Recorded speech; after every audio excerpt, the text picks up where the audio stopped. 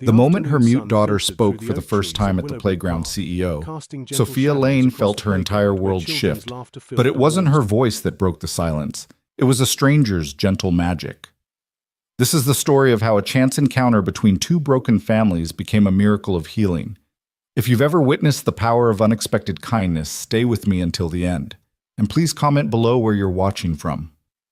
I love seeing how far these stories of hope can travel. The spring afternoon hung heavy with the kind of golden light that made everything look like a memory even as it was happening. Willowbrook Park stretched out in manicured perfection, its emerald lawns dotted with ancient oak trees whose branches created cathedral-like canopies over the playground. The sound of children's laughter rang out like church bells, pure and unrestrained, bouncing off the slides and swings in a symphony of childhood joy. But on a weathered wooden bench at the edge of all this life, Sophia Lane sat in a bubble of silence that seemed impenetrable to the happiness around her. She watched her 7-year-old daughter Clara on the swings. The little girl pumped her legs mechanically, her small hands gripping the chain so tightly her knuckles had gone white. Up and down, back and forth, the motion was perfect, practiced, and utterly joyless. Clara's face remained blank, her lips pressed together in a line that had become heartbreakingly familiar over the past 18 months. 18 months, 547 days since Clara had spoken a single word. Sophia's phone buzzed insistently in her designer handbag, probably Marcus, her CFO, with another crisis that absolutely needed her immediate attention. As CEO of Lane Technologies, a company she'd built from nothing into a $3 billion enterprise, Sophia was used to solving problems. She'd negotiated with Fortune 500 executives, secured impossible deals turned failing departments into profit centers. Her biography, Breaking Through: A Woman's Guide to Corporate Success, had spent 12 weeks on the bestseller list, but she couldn't make her daughter speak. "Mommy, watch this!" A little girl on the monkey bars called out to her mother.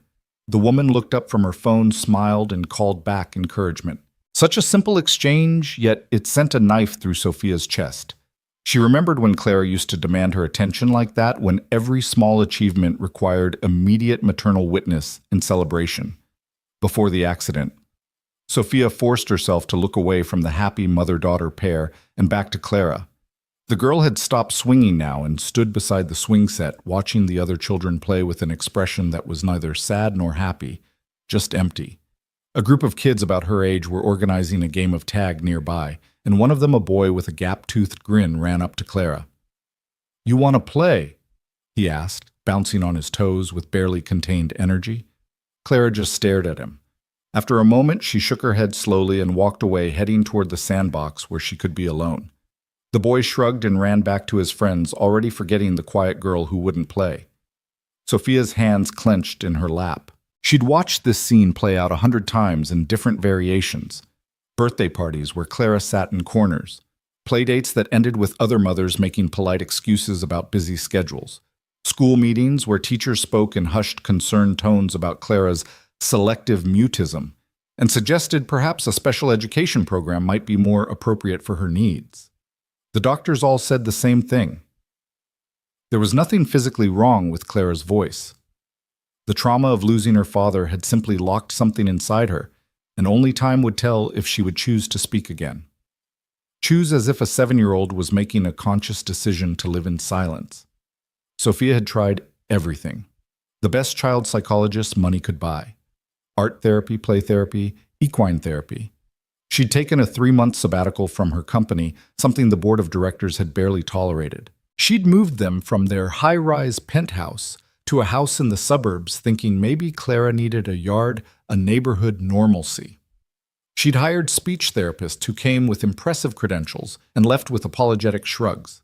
Nothing worked. "Beautiful day, isn't it?" The voice startled Sophia from her thoughts. A man had sat down on the opposite end of the bench, though she hadn't heard him approach.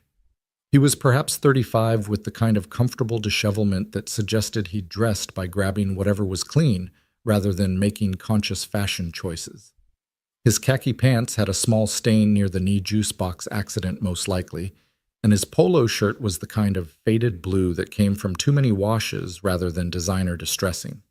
"Yes," Sophia replied curtly. not in the mood for small talk with strangers. She'd perfected the art of polite dismissal in countless business meetings, and she employed it now, turning slightly away and pulling out her phone as a clear signal that the conversation was over. But the man didn't take the hint, or rather he seemed to take it and consciously choose to ignore it. "That your daughter, the one in the purple dress by the sandbox?" Sophia's maternal instincts sharpened. She looked at him more carefully now, assessing threat levels the way she'd learned to do since becoming a single mother. But his expression was mild, almost absent-minded, and his attention wasn't actually on Clara but on a little girl who was racing toward them at full speed, pigtails flying behind her like victory banners. "Daddy, Daddy, you have to come see. There's a butterfly that's literally the size of my whole hand, and it's orange and black. And I think it might be a monarch because we learned about those in science, but it could also be something else. And you need to come right now before it flies away." The words tumbled out in one long breath, and the girl she looked about Clara's age grabbed her father's hand and pulled with impressive determination for someone who couldn't weigh more than 50 pounds. The man laughed a warm, rumbling sound. "Slow down, Maya. Butterflies don't respond well to stampedes." "But, Daddy—" I know. Literally the size of your hand. Lead the way, butterfly detective." As he stood to follow his daughter, he glanced at Sophia with a smile that was somehow both apologetic and inviting. "She narrates the world," he said simply. "Sometimes I think she's afraid that if she stops talking, everything will disappear." Then he was gone, pulled into his daughter's orbit of enthusiasm, leaving Sophia alone with the echo of his words. She watched them inspect the butterfly, the father crouching down to his daughter's level, listening with genuine interest as she explained her theory about wing patterns and migration routes, with the confidence of someone who had watched a single nature documentary and now considered herself an expert. Clara had wandered closer to them, drawn, perhaps by Maya's animated gestures. She stood about 10 feet away, partially hidden behind a tree, watching. Sophia held her breath. Sometimes Clara showed interest in other children, though she never approached them. It was like watching a deer at the edge of a meadow, ready to bolt at the slightest wrong move. Maya noticed Clara first. Without any hesitation, she waved enthusiastically. "Hi, do you want to see the butterfly?" "It's right there on that flower. And I'm pretty sure it's drinking nectar, which is basically butterfly food. And did you know their tongues are called proboscises, which is probably the best word ever invented?" Clara didn't move. She didn't speak.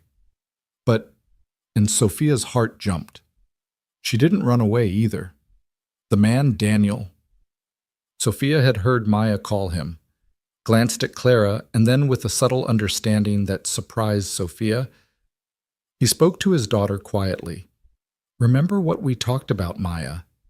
Sometimes people like to watch before they join." "Oh, right." Maya nodded sagely. Then, in what was clearly meant to be a whisper, but carried clearly across the playground, "Is she shy, Daddy? Maybe she just likes to think before she talks." Daniel replied, his voice carrying a gentle correction.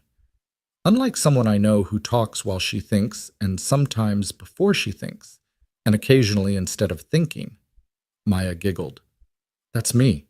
She turned back to Clara. "You can think all you want. The butterfly isn't going anywhere. It really likes this flower."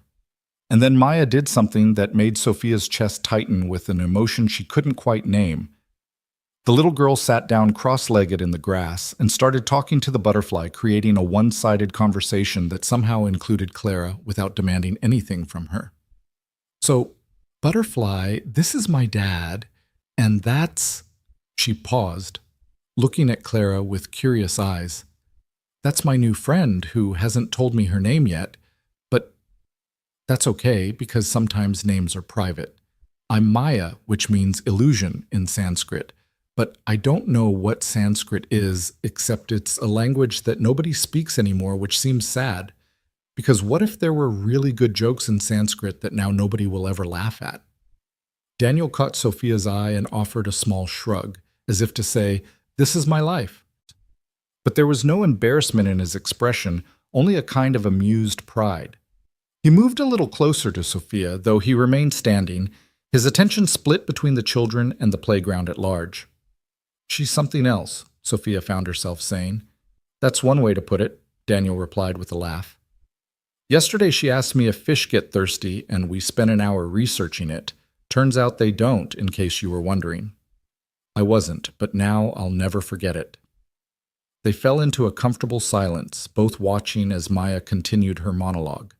She'd moved on from introductions to explaining her theory that butterflies were actually tiny dragons who had given up fire breathing in exchange for beautiful wings, which was obviously a good trade because fire breathing would make it hard to land on flowers without burning them. Clara had moved a step closer. Just one small step, but Sophia noticed. She always noticed. Every tiny change in her daughter's behavior was catalogued, analyzed, hoped over. "The quiet one's yours?" Daniel asked, and there was something in his tone that wasn't pity or curiosity, but a kind of recognition. "Yes, Clara. Pretty name. Latin origin means clear bright." Sophia looked at him in surprise. "Most people don't know that. I have a thing for names, professional hazard." He didn't elaborate, and Sophia didn't ask. She'd learned that pushing for information often made people retreat in business and in life. Maya had started doing some kind of improvised butterfly dance, flapping her arms and spinning in circles. It should have scared the butterfly away, but miraculously it remained on its flower wings, slowly opening and closing in the afternoon sun. Clara took another step closer. "You know," Daniel said conversationally, as if they were old friends sharing a casual observation, "butterflies can't see their own wings. They have no idea how beautiful they are." Sophia felt the words land somewhere deep in her chest. She looked at Clara, her quiet, withdrawn daughter, who had no idea that her silence hadn't diminished her mother's love by even a fraction, who couldn't see how Sophia would give anything, everything, just to hear her voice again. "That's heartbreaking," Sophia said softly. "Or liberating," Daniel countered. "They just fly, no self-consciousness about it, no wondering if their wings are the right shade of orange or if other butterflies have better patterns. They just are." Maya had stopped dancing and was now lying on her stomach in the grass nose, inches from the butterfly, providing a whispered play-by-play of its every movement. "Now it's moving its antenna." "Wait, are they antennae or antennas when there's two daddy?" "Antennae," Daniel supplied. "Right antennae, which is fun to say.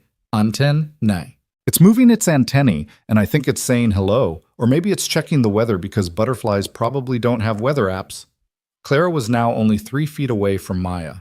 She stood perfectly still, like she was afraid any movement might break whatever spell was keeping this moment intact. Sophia realized she was holding her breath. "Does she go to Willowbrook Elementary?" Daniel asked quietly. "Yes, 2nd grade. Same as Maya, Mrs. Patterson. Mr. Rodriguez." "Ah, he's good. Maya had him for kindergarten. Very patient." Sophia wanted to say that patience hadn't been enough, that Clara's teacher was running out of ways to include a child who wouldn't speak, wouldn't participate, wouldn't engage. But she kept silent, a ironic echo of her daughter's choice. The butterfly suddenly lifted off the flower, floating upward in that impossibly delicate way butterflies move like they're swimming through honey. Maya jumped up, following its path with her eyes. "Bye, butterfly. Thanks for visiting. Come back tomorrow and bring friends." As the butterfly disappeared over the playground fence, Maya turned to Clara with a bright smile. "Did you see how its wings caught the light like stained glass windows, but alive? I bet if we came here every day at the same time, we'd see it again. Butterflies are creatures of habit. I learned that from a book. Do you like books?" Clara looked at Maya for a long moment. Then slowly, deliberately, she nodded. It was such a small gesture, but Sophia felt tears prick her eyes. Clara hadn't responded to a direct question from another child in months. The therapist called it selective mutism, an anxiety disorder that locked away a child's voice in certain social situations. But Sophia just called it heartbreak, the kind that was too big for a 7-year-old body to contain. "I love books," Maya exclaimed, apparently delighted by this nonverbal communication. "My favorite right now is about a girl who can talk to animals, but only to the ones nobody likes, like pigeons and rats and mosquitoes, which seems unfair, but also interesting because those animals probably have the best stories since nobody ever listens to them." She paused, tilting her head at Clara with curious eyes that held no judgment, only interest. "Do you want to play on the swings?" "We don't have to talk." Sometimes swinging is better without words anyway, because the wind makes its own sounds. Clara looked back at Sophia, seeking permission or reassurance, or maybe just confirming that her mother was still there, still watching, still her anchor in a world that had become unpredictable and scary. Sophia smiled and nodded, trying to convey with her expression that it was okay that she could try, that nothing bad would happen. Clara turned back to Maya and nodded again. Great. Maya grabbed Clara's hand without hesitation, and Sophia watched her daughter stiffen for a moment before slowly relaxing. I know the best swings. Not the baby ones with the backs, those are for babies, obviously, but not the ones by the basketball court either, because the big kids hog those. The perfect ones are by the oak tree because you can pretend the branches are clouds, and you're flying through the sky. As Maya led Clara away, chattering about cloud types and flying techniques, Daniel moved to sit on the bench, maintaining a respectful distance from Sophia. She doesn't usually, Sophia started, then stopped, unsure how to explain that her daughter hadn't voluntarily interacted with another child in over a year. Maya has that effect, Daniel said simply. She doesn't notice the walls people put up, so she walks right through them. They watched as the girls reached the swings. Maya was demonstrating her cloud flying technique, which seemed to involve leaning back as far as possible and letting her hair trail in the air behind her. Clara watched intently, and then, miraculously, she climbed onto the swing beside Maya. Can I ask? Sophia hesitated. Is it just you and Maya? Daniel's expression shifted slightly, a shadow passing over his features before he smiled. 3 years now. Her mom decided motherhood wasn't for her, moved to Portland to find herself, sends a card on Maya's birthday sometimes. I'm sorry. Don't be. Maya and I do all right. Better than all right, actually, though I could do with fewer butterfly facts at 6 in the morning. Sophia laughed, surprising herself. When was the last time she'd laughed at a playground? When was the last time she'd had an actual conversation with another parent that wasn't about Clara's condition or filled with awkward pauses and pitying looks? What about you? Daniel asked. If you don't mind me asking. Sophia did mind usually. The story of David's death was not playground conversation, but something about Daniel's easy manner, the way he'd shared his own loss without drama or self-pity, made her want to reciprocate. Car accident 18 months ago. Clara was in the car. She didn't need to say more. Daniel nodded, understanding, filling his eyes, without the pity she'd grown so tired of seeing. That's a heavy load for someone so small, he said quietly. She hasn't spoken since. The words hung in the air between them. Sophia waited for the usual responses, the suggestions of therapists, the stories of other children who'd eventually talked again, the reassurances that everything would be fine. But Daniel just watched the girls swinging Maya's voice carrying across the playground as she narrated their flight through imaginary clouds. Look, Maya was saying, if you lean back right, when you're at the highest point, you can see the whole sky upside down, and it looks like an ocean. Try it. Clara leaned back tentatively, her long hair streaming behind her. For a moment, just a moment, Sophia saw something flicker across her daughter's face. Not quite a smile, but a loosening of the tight control she kept on her expressions. Maya's never met a silence she couldn't fill, Daniel said with fond exasperation. Sometimes I worry she talks too much, that other kids will find her annoying. She's wonderful, Sophia said firmly. She's treating Clara like she's normal. Isn't she? The question was gentle, but it landed with unexpected force. Sophia had spent so many months thinking of Clara as broken, as traumatized, as selective mute Clara, rather than just Clara. When had her daughter become a diagnosis rather than a person? I didn't mean, I know, Daniel said. It's easy to forget sometimes that they're still just kids, even when they're carrying things that would flatten most adults. On the swings, Maya was teaching Clara a counting game, something about pumping your legs in rhythm with prime numbers, which seemed unnecessarily complicated, but Clara was watching Maya's legs intently, trying to match her rhythm. She's in the purple dress, the quiet one watching everything? Daniel asked suddenly. Yes, that's Clara, he nodded thoughtfully. Maya mentioned her a few weeks ago.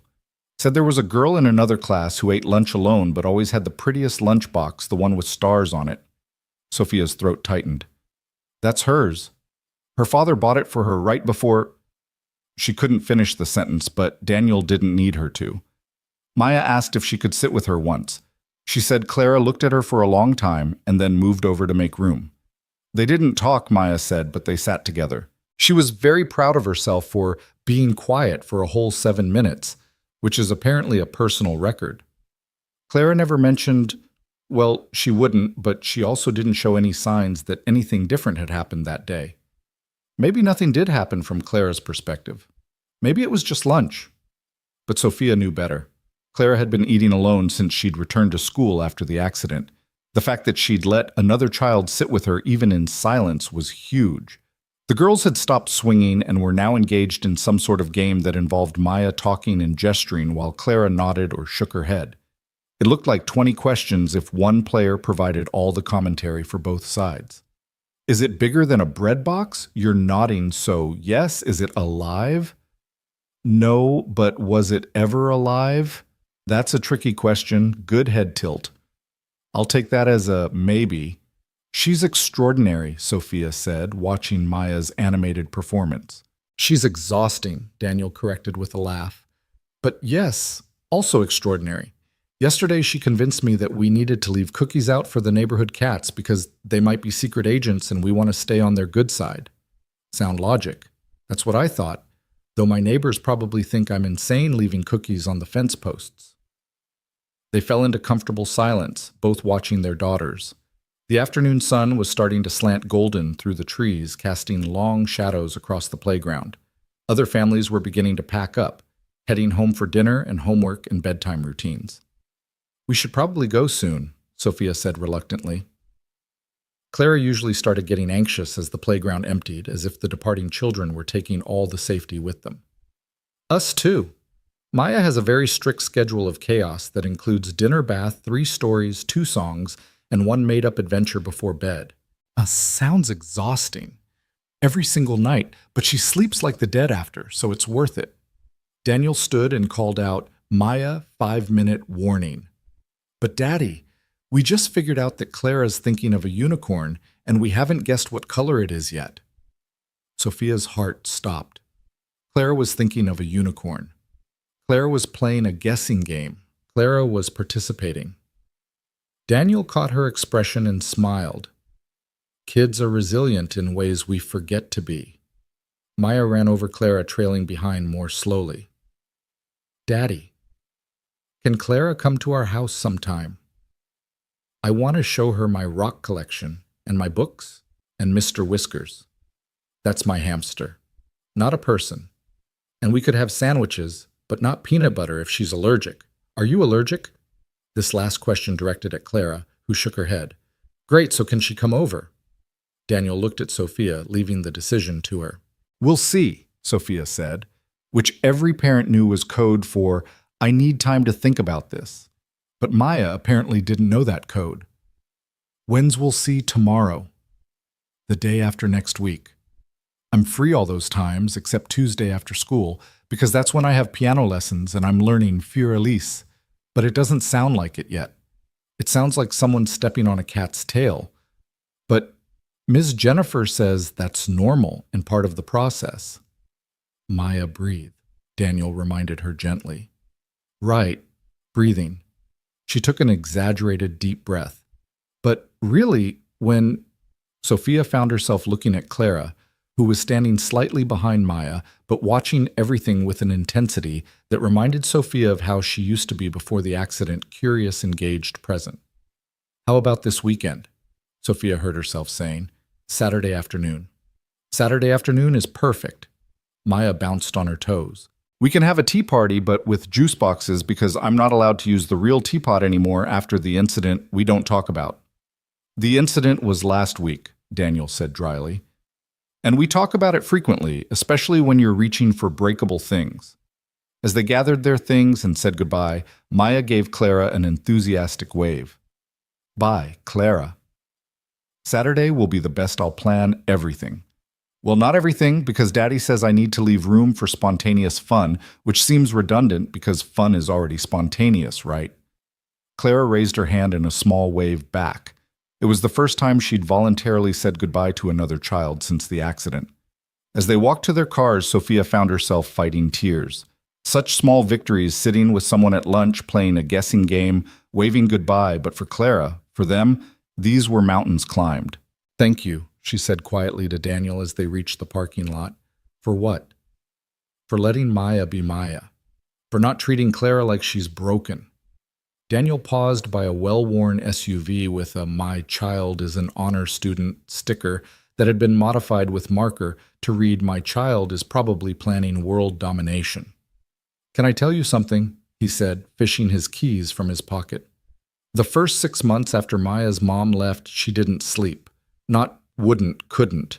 She'd lie in bed making up stories about where her mom was, each one more elaborate than the last. Secret spy missions, alien abductions, a quest to find a magical cure for sadness. I took her to doctors, therapists, tried everything. Nothing worked." He opened the car door for Maya, who was still chattering about Saturday plans. "What finally helped?" Sophia asked. "Time. And a very patient librarian named Mrs. Chen who let Maya talk her ear off every single day after school for 3 months. She never tried to fix her or hurry her along. She just let her be Maya, but louder and longer than usual." He smiled at Sophia's expression. "I'm not saying it's the same thing, but sometimes kids need to process things in their own way in their own time, and sometimes they need to find that one person who makes them feel safe enough to try again." As Sophia drove home, Clara in the back seat looking out the window, she thought about Daniel's words, about butterflies who couldn't see their own wings, about a little girl who talked enough for two, about the possibility that healing didn't always come from therapy appointments and medical interventions, but sometimes from juice boxes and imaginary clouds and someone patient enough to wait for you to be ready. "Mama," she said softly, not really expecting a response, but needing to fill the silence that had become their constant companion. "Maya seems nice. Would you like to go to her house on Saturday?"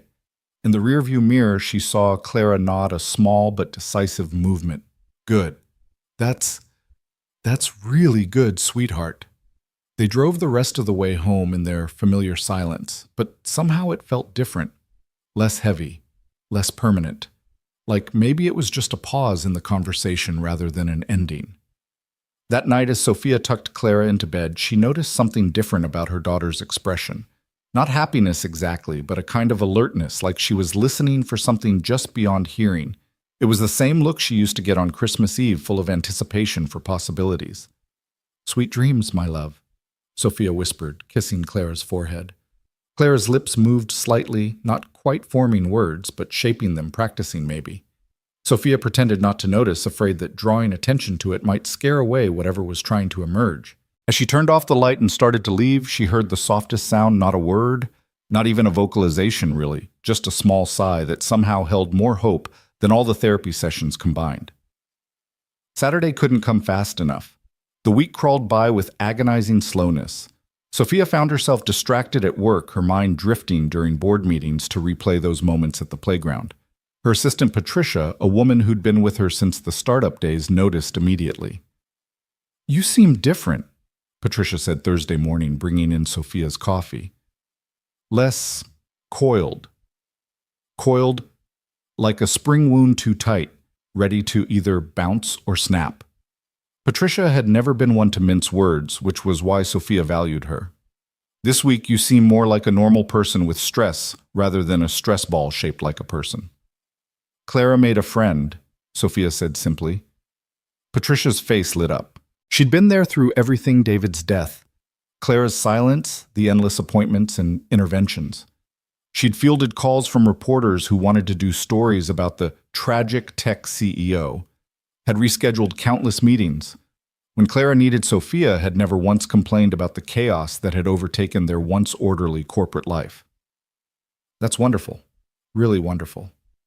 We're going to her house on Saturday for a play date." The word felt foreign on Sophia's tongue. When was the last time Clara had been on a play date? "Do you need me to?" "No, I'm going to stay. The father will be there too. He seems to understand about Clara." Patricia raised an eyebrow but said nothing. Sophia knew that look. It was Patricia's "I have thoughts, but I'm choosing not to share them" expression. "What?" "Nothing. Just, it's good to see you letting someone in. Both of you." Before Sophia could respond, her phone buzzed with an email marked urgent, and the moment passed. But Patricia's words lingered. Friday night, Clara actually ate dinner, most of it anyway. She'd been picking at her food for months, eating just enough to keep the doctors from worrying too much. But tonight she finished her chicken, most of her vegetables, and even asked for seconds on the rice. Well asked in her way, pointing at the rice and then at her plate. After dinner, Sophia found Clara in her room laying out clothes on her bed. 3 different outfits were arranged with careful precision: her favorite purple dress, the one she'd worn to the playground, a pair of jeans with a butterfly shirt. When had she gotten that, and a yellow sundress that had been a gift from David's mother? Trying to decide what to wear tomorrow? Sophia asked from the doorway. Clara nodded, her brow furrowed in concentration. She pointed at each outfit in turn, then looked at Sophia questioningly. I think the butterfly shirt, since Maya likes butterflies. Clara considered this, then nodded decisively and began putting the other clothes away. Such a normal moment, a girl choosing clothes for a play date, but Sophia had to turn away to hide the tears that threatened to fall. That night, Sophia lay awake thinking about the strange turn their lives had taken. A chance encounter at a playground, a father and daughter who didn't treat them like they were damaged, the possibility of something she'd almost stopped believing in: normalcy, or at least a version of it. Saturday arrived gray and drizzly, the kind of weather that usually kept them inside. Sophia worried Clara might use it as an excuse to cancel, but she was up and dressed in her butterfly shirt by 8 a.m., a full 3 hours before they needed to leave. Someone's excited, Sophia said, finding Clara in the living room, her shoes already on, sitting by the window. Clara turned to look at her, and for a moment, just a fleeting second, Sophia could have sworn she saw the ghost of a smile. The drive to Maya and Daniel's house took them to a part of town Sophia rarely visited: older neighborhoods with mature trees and houses that had personality, rather than perfect landscaping. Daniel's house was a 2-story craftsman with a wraparound porch and a yard that looked well-loved rather than well-maintained. There was a tire swing hanging from a massive maple tree and what appeared to be a fairy garden taking over one corner of the front yard. Maya must have been watching for them because the front door burst open before they'd even reached the porch. "You're here. I've been waiting for literally hours." Well, not literally, because that would mean more than 1 hour, and it's only been 45 minutes, but it felt like hours. She was wearing a tutu over jeans and a t-shirt that proclaimed, "Future Supreme Court Justice" or "Dragon Trainer Haven't Decided." Daniel appeared behind her, looking apologetic. "She's been up since 5:30 planning your visit. I'm pretty sure she's rearranged her room 3 times. 4 times, Maya corrected, because I couldn't decide if the books should be organized by color or by how much I like them or alphabetically, so I did all 3 and then went back to how much I like them because that makes the most sense for showing Clara." She grabbed Clara's hand. "Come on, I have so much to show you." Clara looked back at Sophia, a flicker of uncertainty in her eyes. "Go ahead, sweetheart. I'll be right here." Daniel stepped aside to let the girls pass Maya, already launching into a detailed tour commentary. "So this is the living room where we watch movies and build forts, and that's the kitchen where Daddy burns toast every morning." "I don't burn it, I make it extra crispy," Daniel called after them. "And these are the stairs that I'm not allowed to slide down on my sleeping bag anymore after the incident we definitely don't talk about. We talk about that one constantly, too." Their voices faded as they headed upstairs, leaving Sophia and Daniel standing somewhat awkwardly in the entrance. "Coffee," Daniel offered. "Fair warning, I make it strong enough to wake the dead." "Sounds perfect." The kitchen was exactly what Sophia would have expected: cheerfully chaotic, with Maya's artwork covering the refrigerator dishes and the sink, and a half-finished science project involving what appeared to be a volcano made of paper mache taking up half the table. "Sorry about the mess," Daniel said, clearing a space for them to sit. "I meant to clean, but then Maya needed help practicing her presentation about butterflies for show and tell, and somehow that turned into making butterfly costumes for her stuffed animals." "It's perfect," Sophia said, and meant it. Her own house had become so sterile, so quiet, so carefully maintained, as if any disorder might make Clara's condition worse. This house felt lived in, loved in. Daniel poured coffee into 2 mismatched mugs, one advertising a local library's reading program, the other emblazoned with "World's Okayest Dad." "Maya picked that one out for me last Father's Day, Hope. he explained, noticing Sophia's smile. She said best was too much pressure. From upstairs, they could hear Maya's continuous narration and occasional thumps that suggested furniture was being rearranged. Should we check on them? Sophia asked, maternal anxiety creeping in. Give them a few minutes, Daniel suggested. Maya's room is thoroughly child-proofed after she tried to build a zip line from her window to the tree with dental floss. Dental floss. She'd run out of string. Very innovative, terrible execution. They sat in comfortable silence for a moment, listening to the rain tap against the windows and Maya's muffled voice from above. Can I ask you something? Daniel said suddenly. What was Clara like before? It was a question no one had asked in months. Everyone wanted to know about Clara's condition, her progress, her prognosis. No one asked about who she'd been. She was luminous. Sophia said the word coming unbidden. Not loud like no offense like Maya, but she had this way of observing everything and then making these observations that would floor you. Once when she was 5, she told me that rain sounded different on different things and that her favorite was rain on leaves because it sounded like applause. Daniel smiled. That's beautiful. She loved words. David would read to her every night these complex books that should have been beyond her age, but she absorbed them all. She'd use these big words in perfect context, this tiny little person talking about things being deciduous or ephemeral. David used to joke that she'd either become a poet or a lawyer. Sophia realized she was talking about David without the usual knife of pain in her chest. When had that started to happen? She sounds remarkable, Daniel said softly. She is. Even now, even silent. I just wish everyone else could see it. Maya does. Before Sophia could respond, there was a crash from upstairs followed by Maya's voice. It's okay. Nothing broke. Well, nothing important? Well, nothing that can't be fixed with tape. Daniel sighed and stood. I should probably investigate. Come on, let me show you the scene of the crime. Maya's room was a riot of color and creativity. Every surface was covered with something. Books, art supplies, rocks, shells. What appeared to be a collection of bottle caps arranged in a complex pattern. And in the middle of it all, Maya and Clara sat on the floor surrounded by every stuffed animal Maya owned, apparently in the middle of introductions. And this is Mr. Fluffington III.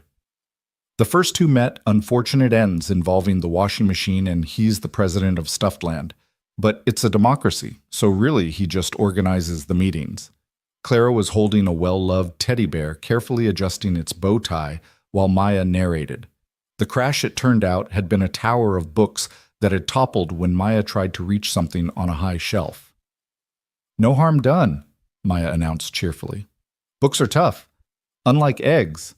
Did you know eggs can survive a fall from pretty high up if you cushion them right? We did an experiment at school, but mine broke anyway because I forgot that newspaper isn't actually very cushioning. Clara tilted her head, a question in her expression that Maya somehow interpreted perfectly. Oh, you want to know what I was reaching for? My special rock, the one I found at the beach that looks like a heart, but also like a potato depending on how you hold it. She produced a smooth gray stone from her pocket and handed it to Clara, who examined it carefully, turning it over in her hands. See heart from this way, potato from that way. Daddy says that's called perspective, and that everything has more than one way of looking at it.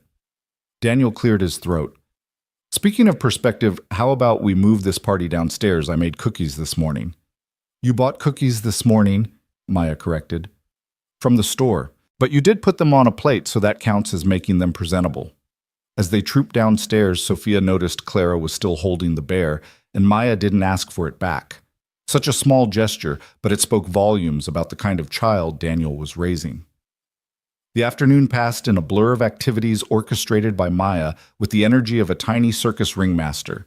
They played board games where Maya changed the rules to make sure everyone won at least once. They had a tea party with juice boxes, where Maya provided voices for all the stuffed animals in attendance. They built a fort out of couch cushions that Maya declared was structurally soundish.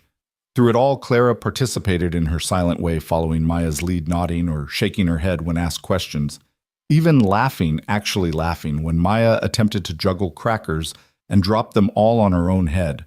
The sound of Clara's laughter, rusty from disuse but unmistakably joyful, made both adults freeze. Sophia's hand flew to her mouth, tears springing to her eyes. Daniel quietly handed her a tissue, his own eyes suspiciously bright. "Do it again," Maya demanded, apparently unaware of the magnitude of the moment. "But this time with grapes, they're bouncier." As the afternoon wore on, Sophia found herself relaxing in a way she hadn't in 18 months. She and Daniel fell into easy conversation, while keeping an eye on the girls talking about everything and nothing, books they'd read, movies they wanted to see, the challenges of single parenthood, the way grief could ambush you in the cereal aisle. "The first time Maya's mom missed her birthday," Daniel said quietly, while the girls were engrossed in a puzzle. "I found Maya in her closet at 3 a.m, writing a letter explaining all the reasons her mom might have forgotten. There were 27 reasons. She was 6. What did you do?" "I sat in that closet with her until dawn, and we came up with 28 reasons why she was loved one to beat the 27. Then we had birthday cake for breakfast." "That's beautiful." "It was a disaster. Turns out cake for breakfast leads to a sugar crash right around circle time at school. But Maya remembers it as one of her best days ever, so I count it as a win." They were interrupted by Maya announcing it was time for the best part of the day, showing Clara her secret reading nook. "It's not really secret," Maya stage whispered, "because everyone knows about it, but I call it secret because that makes it sound more special." The reading nook turned out to be a corner of the covered back porch that had been transformed with strings of lights, cushions, and a canopy made from old curtains. It was magical in the way that only a child's creative space could be. "This is where I come when I need to think really hard, or when I'm sad, or when I just want to read without anyone asking me what I'm reading or why I'm making faces at the book," Maya explained. "You can borrow it sometime if you want. Not like take it home because it's attached to the house, but you can come use it." Clara looked around the space with wide eyes, taking in every detail. Then she did something that made Sophia's heart skip. She pointed at one of the books on the makeshift shelf and looked at Maya questioningly. "Oh, that's my favorite. It's about a girl who can't talk, but she can make flowers grow with her thoughts. And she saves the whole village with a garden, but nobody knows it was her until the end." "Do you want me to read it to you?" Clara nodded emphatically. As Maya began to read using different voices for each character and providing commentary on the plot, Clara settled into the cushions beside her more relaxed than Sophia had seen her in months. "They're good for each other," Daniel said softly, standing beside Sophia as they watched through the window. "Maya's been so patient with her, so understanding." "It's not patience," Daniel said thoughtfully. "I don't think Maya even notices that Clara doesn't talk. She just sees a friend who listens really well." As the afternoon stretched toward evening and the rain continued its gentle patter, Sophia found herself wishing they could stay in this bubble forever, this safe space where her daughter could just be a child, where silence wasn't a symptom but simply another form of communication, where healing looked like reading books in a makeshift fort while rain played percussion on the roof. But eventually, reality intruded in the form of bedtime approaching. When Sophia announced they needed to leave soon, both girls' faces fell. "But we haven't even started the second book in the series," Maya protested. "And I was going to show Clara my glow-in-the-dark star map and teach her the secret handshake I invented." "There will be other days," Daniel said gently. "Promise." Maya looked between the adults with serious eyes. Sophia found herself meeting Daniel's gaze over the girls' heads. "Promise," she said and meant it. As they gathered their things to leave, Maya suddenly ran to her room and came back with the teddy bear Clara had been holding earlier. "This is Mr. Fluffington's cousin, Professor Cuddles," she announced, pressing the bear into Clara's hands. "He's been looking for a new home because he says my room is too noisy for proper thinking, and I think maybe he'd like your house better. Plus, he's very good at keeping secrets and being quiet, so you two should get along great." Clara clutched the bear to her chest, her eyes wide with surprise and something that looked like wonder. "Take good care of him," Maya said solemnly. "He likes to sleep on the right side of the bed, and he's afraid of vacuum cleaners, but only the loud ones." As they were leaving, Clara did something that stunned everyone. She reached out and hugged Maya. It was quick, barely more than a squeeze, but it was voluntary physical affection, something the therapist had said might take years to return. Maya, bless her, didn't make a big deal of it. She just hugged back and said, "See you soon, Clara. Next time we'll make up our own language that only we understand." In the car on the way home, Clara sat in the back holding Professor Cuddles, and for the first time in 18 months, the silence didn't feel heavy. It felt like it was full of possibility, like the quiet before a symphony begins. "That was fun, wasn't it?" Sophia said, glancing in the rearview mirror. Clara nodded, then did something she hadn't done since the accident. She reached forward and touched Sophia's shoulder, just a brief pat, but it was contact connection communication. "I love you too, sweetheart," Sophia whispered, understanding the message perfectly. That night, as Sophia checked on Clara before going to bed herself, she found her daughter already asleep. Professor Cuddles tucked carefully under one arm. But what made her pause in the doorway was what she heard Clara was humming. So softly, it was barely audible, just a whisper of melody, but it was the first sound she'd made beyond crying in 18 months. It wasn't words, not yet. But it was a beginning. The following Monday morning arrived with unseasonable warmth, the kind of spring day that made everything feel possible. Sophia stood at Clara's bedroom door, watching her daughter carefully pack her school bag, Professor Cuddles positioned on the bed where he could observe the proceedings. Clara had slept with the bear every night since Saturday, and twice Sophia had heard that soft humming in the darkness. "Ready for school?" Sophia asked gently. Clara nodded, but there was something different in her expression, a quality of anticipation rather than the usual resignation. She picked up Professor Cuddles, hesitated, then carefully placed him in her backpack where his head peeked out from the top. At school drop-off, Sophia spotted Maya before Clara did. The little girl was standing by the entrance, clearly waiting, bouncing on her toes with barely contained energy. The moment she saw them, she waved enthusiastically. "Clara, I saved you a spot at lunch." Well, I told everyone very seriously that the spot was taken, and when Jeremy tried to sit there, I explained about friendship real estate and how you can't just take someone's emotional property. Clara's face transformed with something that wasn't quite a smile, but was definitely in the smile family. She squeezed Sophia's hand once their signal for "I'm okay," and walked toward Maya with more confidence than she'd shown in months. "Is that Professor Cuddles? He looks very scholarly today. Come on, I have to show you something before the bell rings." As the girls disappeared into the school, Sophia remained frozen in place. Watching through the glass doors as Maya led Clara down the hallway, their heads bent together over something Maya was pulling from her pocket. For the first time since the accident, Sophia didn't feel like she was sending her broken child into battle. She felt like she was watching her daughter go to school with a friend. Her phone buzzed with a text from Daniel. Maya couldn't sleep last night, planning all the things she wants to show Clara. "Thank you for Saturday. It meant a lot to her, to both of us." Sophia found herself smiling as she typed back, "Clara hummed last night. First vocal sounds in 18 months. Thank you." The response came quickly. "That's incredible. Maya will be thrilled. Fair warning, she's planning to teach Clara a secret whistling language she invented, apologizing in advance for any noise complaints." That afternoon, when Sophia picked Clara up, Mr. Rodriguez pulled her aside. "I don't know what happened this weekend," he said, his usually concerned expression replaced with cautious optimism. "But Clara participated today. Non-verbally, of course, but she raised her hand during math, came to the board to solve a problem, and even partnered with Maya for reading time." "She participated," Sophia repeated, hardly daring to believe it. More than that. When Maya was reading aloud and got stuck on a word, Clara pointed to it in her own book, and then acted it out until Maya understood. It was remarkable. Whatever you're doing, keep doing it. What she was doing, Sophia reflected as she watched Clara and Maya say goodbye with their elaborate hand signals, was nothing more than letting her daughter be a child with another child who didn't see her silence as something to be fixed.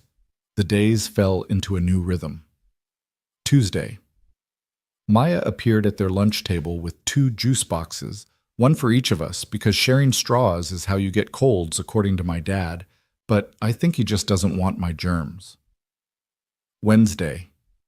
Clara voluntarily joined Maya's reading group, sitting close enough that their shoulders touched. Thursday. Maya announced she was teaching Clara emotional origami, which seemed to involve folding paper while talking about feelings, though Clara's part consisted mainly of nodding and occasionally holding up colored paper to match moods. It was Friday when everything shifted again. Sophia was in a board meeting when her phone lit up with a call from the school. Her heart immediately went into overdrive. Calls from school never meant anything good. She excused herself and answered with trembling fingers. "Ms. Lane, this is Principal Morrison. I need you to come to the school. Clara is fine," she added quickly, "but there's been an incident." The drive to school was a blur of worst-case scenarios. Had Clara been hurt? Had she had a breakdown? Had the progress of the week been too much? She found Clara in the principal's office, sitting in one of the large chairs with Professor Cuddles clutched to her chest. Her face was streaked with tears, but she seemed physically unharmed. Maya sat in the chair beside her uncharacteristically still, holding Clara's free hand. "What happened?" Sophia asked, dropping to her knees in front of Clara, checking her over for injuries. Principal Morrison, a kind woman who'd been nothing but patient with Clara's situation, looked troubled. "There was an incident at recess. Some older boys were teasing Maya about talking too much. They took her butterfly notebook and started throwing it around, keeping it away from her." Sophia's stomach clenched. She could imagine how that would have upset both girls. "Clara tried to help," the principal continued, and Sophia's head snapped up in surprise. According to witnesses, she stood between Maya and the boys trying to get the notebook back. When one of the boys pushed past her and made Maya cry Clara, the principal paused, seeming to search for the right words. "She screamed." "She screamed," Sophia repeated faintly. Not words, just a sound. But it was loud enough to stop everyone in the playground. The boys were so shocked they dropped the notebook and ran. Several teachers heard it from inside the building. Sophia looked at Clara, who had buried her face against Professor Cuddles. Maya, however, was looking at Clara with something approaching awe. "It was the bravest thing ever," Maya whispered. "She used her voice to protect me. She's like a superhero who was saving her power for when it really mattered." Clara lifted her head slightly, one eye visible, looking at Maya with an expression that seemed to ask if that was really true. "Totally true," Maya confirmed. "Those boys were being mean and you stopped them. You're my hero. Can I hug you?" Clara nodded, and Maya wrapped her arms around her Professor Cuddles, squished between them. "The boys have been dealt with," Principal Morrison assured Sophia. "But I wanted you to know what happened. This is actually a very positive sign, Ms. Lane. Using her voice to protect someone she cares about, that's a breakthrough." Daniel arrived then, having gotten a similar call about Maya. His eyes immediately went to his daughter, then to Clara, taking in the scene with quick understanding. "You okay, butterfly girl?" he asked Maya gently. "I'm better than okay. Clara saved me. She used her superhero voice and scared away the bullies. It was amazing. Like the whole playground stopped and everyone was looking, and the boys looked like they might pee their pants. Sorry, Principal Morrison. But they did. And then they ran away and dropped my notebook, and Clara picked it up and gave it back to me, and I cried. But happy tears, not sad tears."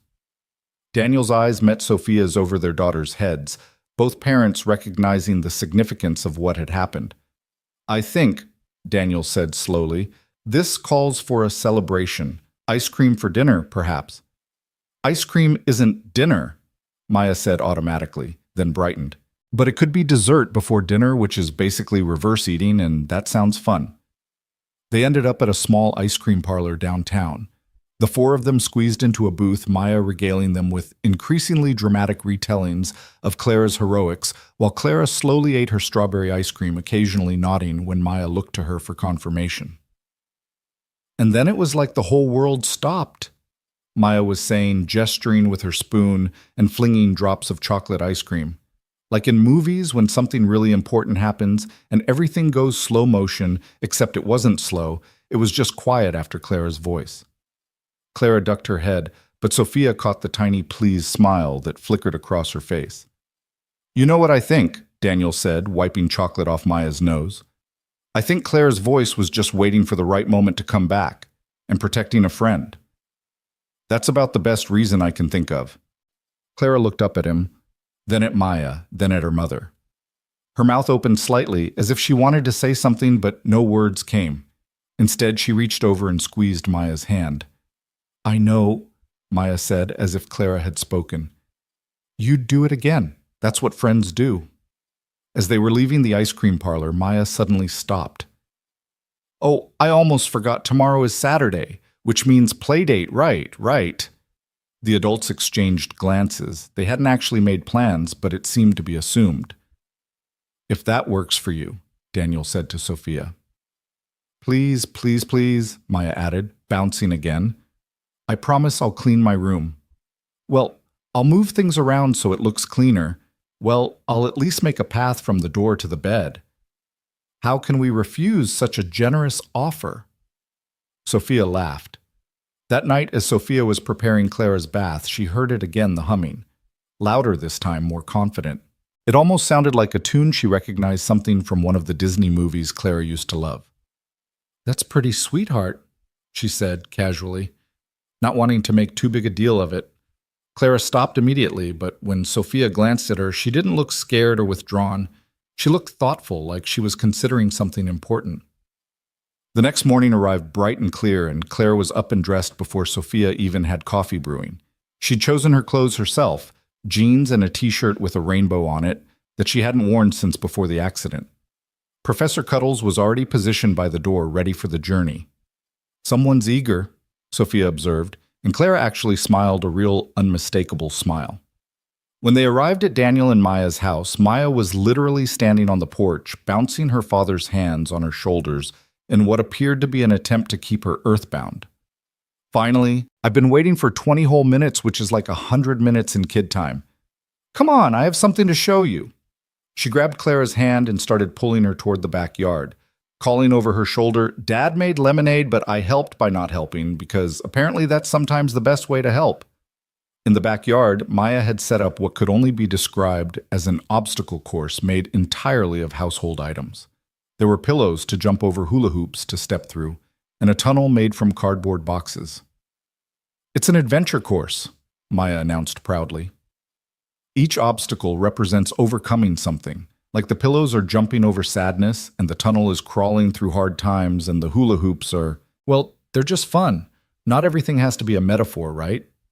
For the next hour, the girls navigated the course repeatedly, with Maya adding new challenges, and Clara gamely following along, even adding a few modifications of her own, pointing to suggest they go backwards through the tunnel, demonstrating that they should hop on one foot between the hoops. Sophia and Daniel watched from the deck cups of coffee, warming their hands. She's creative, Sophia said, watching Maya turn the entire course into a story about rescuing stuffed animals from a dragon.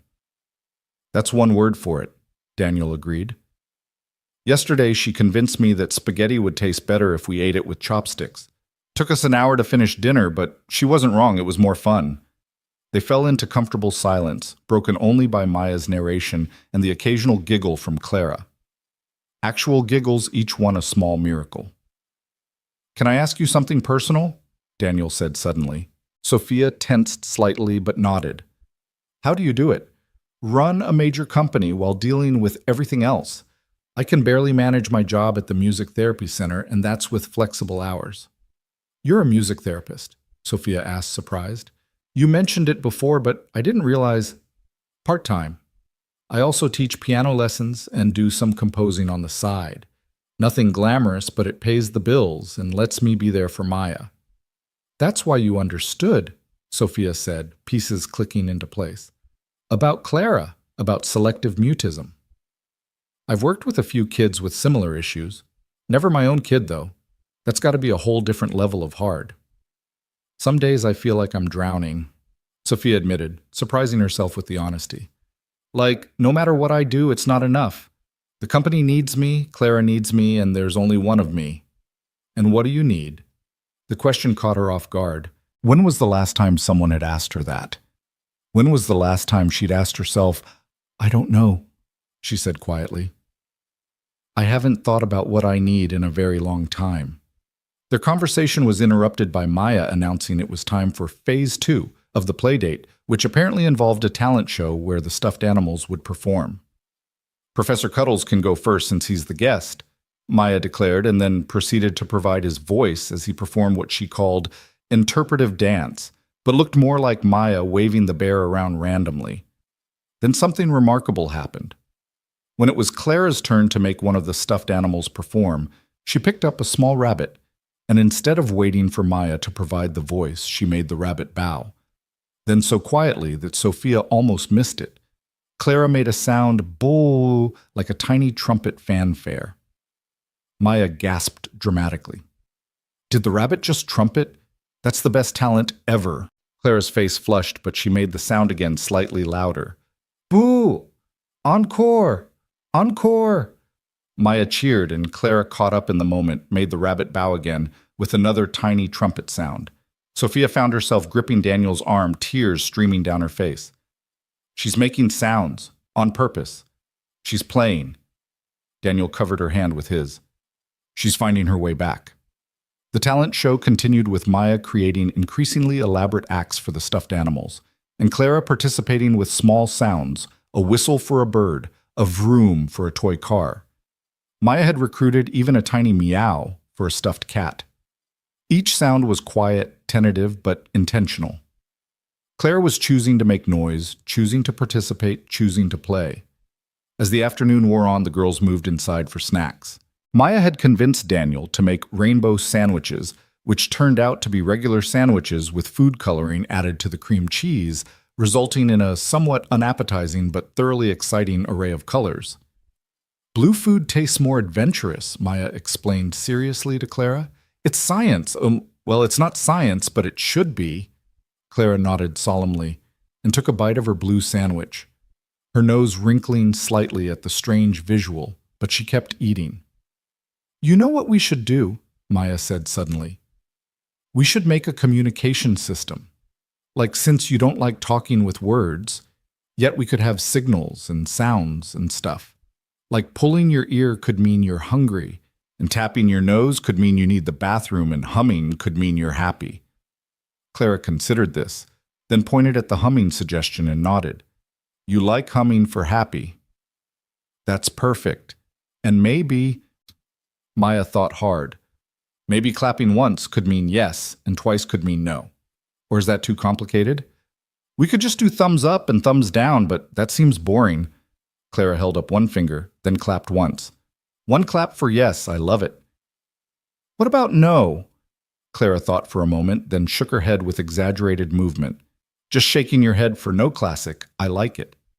They spent the next half hour developing their system, with Maya writing everything down in her butterfly notebook with careful if slightly crooked letters. Clara contributed suggestions through gestures and demonstrations, and soon they had a complex but functional system of communication that was uniquely theirs. Watching them, Sophia felt something loosen in her chest.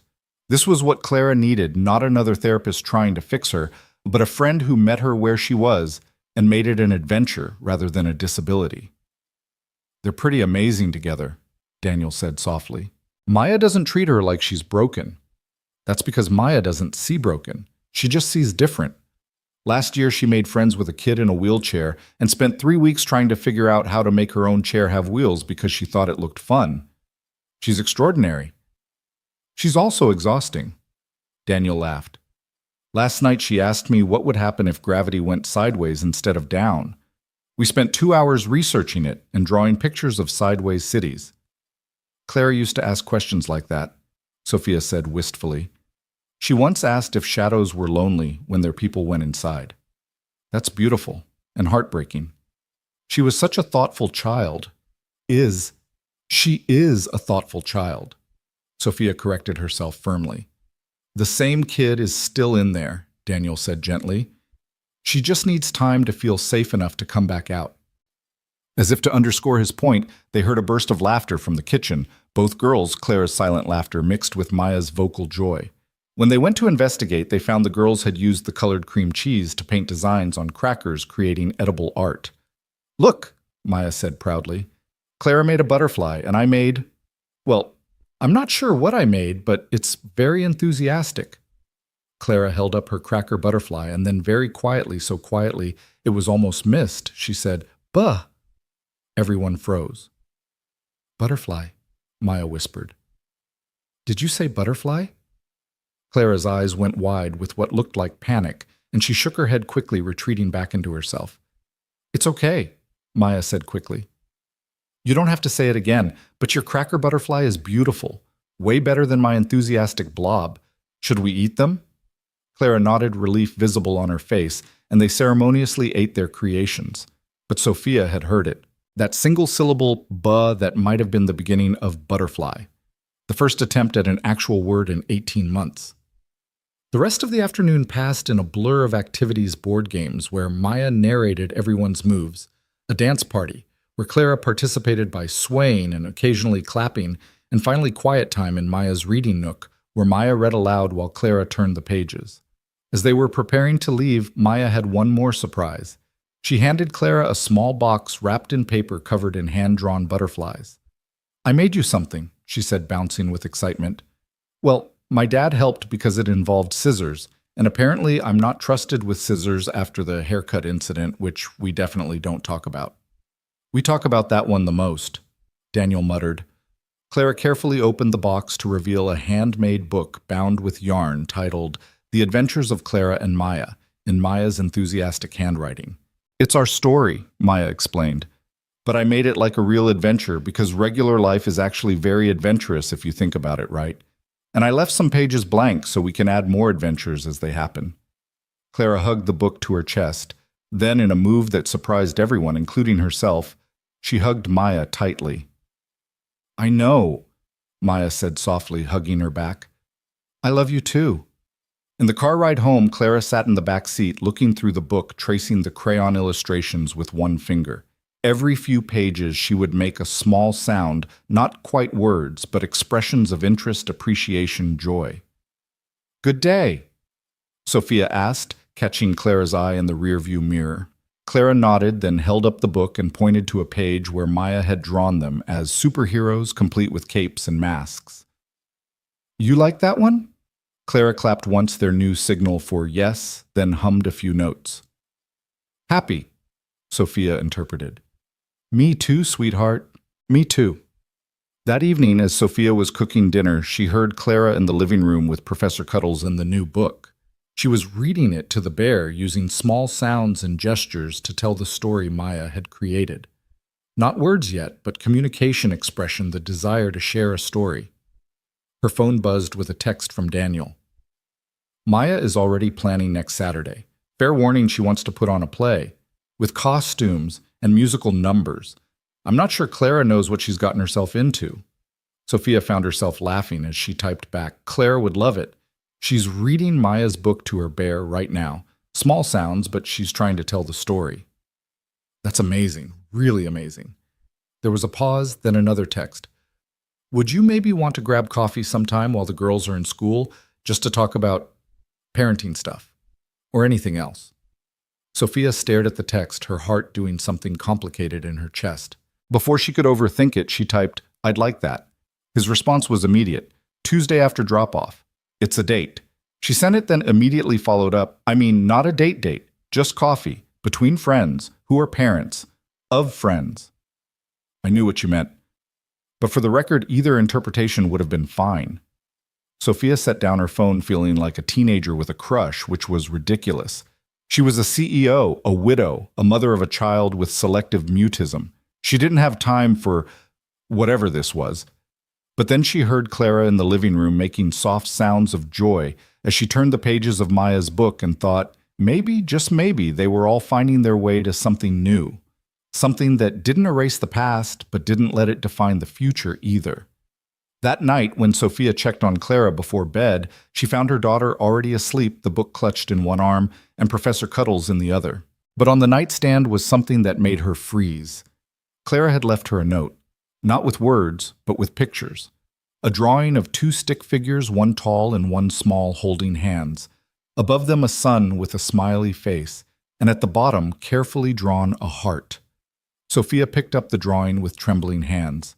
Communication, expression, love. "Oh, sweetheart," she whispered to the sleeping child. "I love you too, so very much." As she turned to leave, she heard it soft but clear in the quiet room. Clara in her sleep said a single word, "Mama." Sophia pressed her hand to her mouth, tears streaming down her face. One word. One perfect, precious word spoken in the safety of sleep, but spoken nonetheless. Progress wasn't always linear, the therapist had warned. There would be good days and bad days, steps forward and steps back.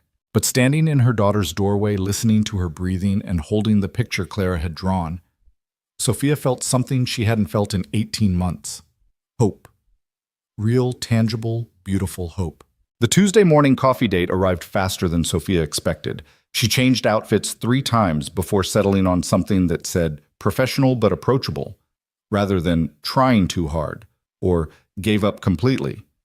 The fact that she was overthinking coffee with another parent should have been amusing, but her hand still shook slightly as she parked outside the small cafe Daniel had suggested. He was already there, sitting by the window with 2 cups in front of him, reading what appeared to be sheet music. He looked up when the bell above the door chimed, and his smile was warm enough to settle some of the butterflies in her stomach. "I ordered you a latte," he said as she sat down. "Maya informed me very seriously this morning that Clara's mom drinks lattes because she saw you with one at pickup. If that's wrong, blame my 7-year-old intelligence network." "It's perfect," Sophia laughed, wrapping her hands around the warm cup. Though slightly concerning that Maya is that observant. She notices everything. Last week she told me Mrs. Patterson was sad because she was wearing her sad cardigan instead of her happy cardigan. Turns out she was right. Mrs. Patterson's cat was sick. "Clara used to be like that," Sophia said, then caught herself. "Is like that. She still notices everything, she just processes it differently now." "Tell me about it," Daniel said, and something in his tone made it clear he really wanted to know, not just making polite conversation. So Sophia did. She talked about Clara's sleep-talking the single mama that had echoed in her mind for days. She talked about finding Clara reading to her stuffed animals with sounds and gestures. She talked about the morning she'd caught Clara humming in the shower, how she'd stood frozen outside the bathroom door, afraid to move and break whatever spell had made her daughter feel safe enough to make music. "Music is powerful," Daniel said thoughtfully. "In my work, I see kids who can't speak but can sing. Kids who can't remember their address but know every word to songs from years ago. The brain processes music differently than speech." "Is that why Maya sings everything?" Daniel laughed. "Maya sings because Maya believes life should be a musical. But yes, I probably encouraged it more than most parents would. When she was dealing with her mom leaving, she'd make up songs about her feelings. Couldn't talk about them, but she could sing them." "What did you do?" "Sang along when she'd let me. Made up harmonies. Sometimes the best thing you can do is just join them where they are instead of trying to pull them where you think they should be." Sophia felt tears prick her eyes.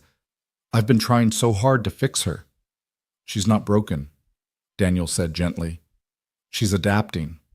There's a difference." They sat in comfortable silence for a moment, watching people hurry past the window. The morning rush was dying down, leaving the cafe quieter, more intimate. "Can I ask about David?" Daniel said carefully. "You don't have to answer." Sophia took a deep breath. It had been months since she'd really talked about David to anyone except therapists. "He was taking Clara to her piano lesson," she began slowly.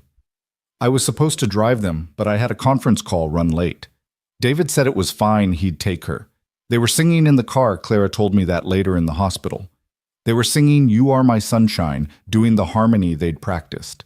A drunk driver ran a red light, hit them on David's side." Daniel reached across the table and touched her hand briefly, just enough to offer comfort, without presuming. "Clara saw everything." Sophia continued, her voice barely above a whisper. "She was conscious the whole time. She kept calling for David, but he was already gone. The paramedics said she was talking to them, telling them about the song they'd been singing, asking if her daddy was okay.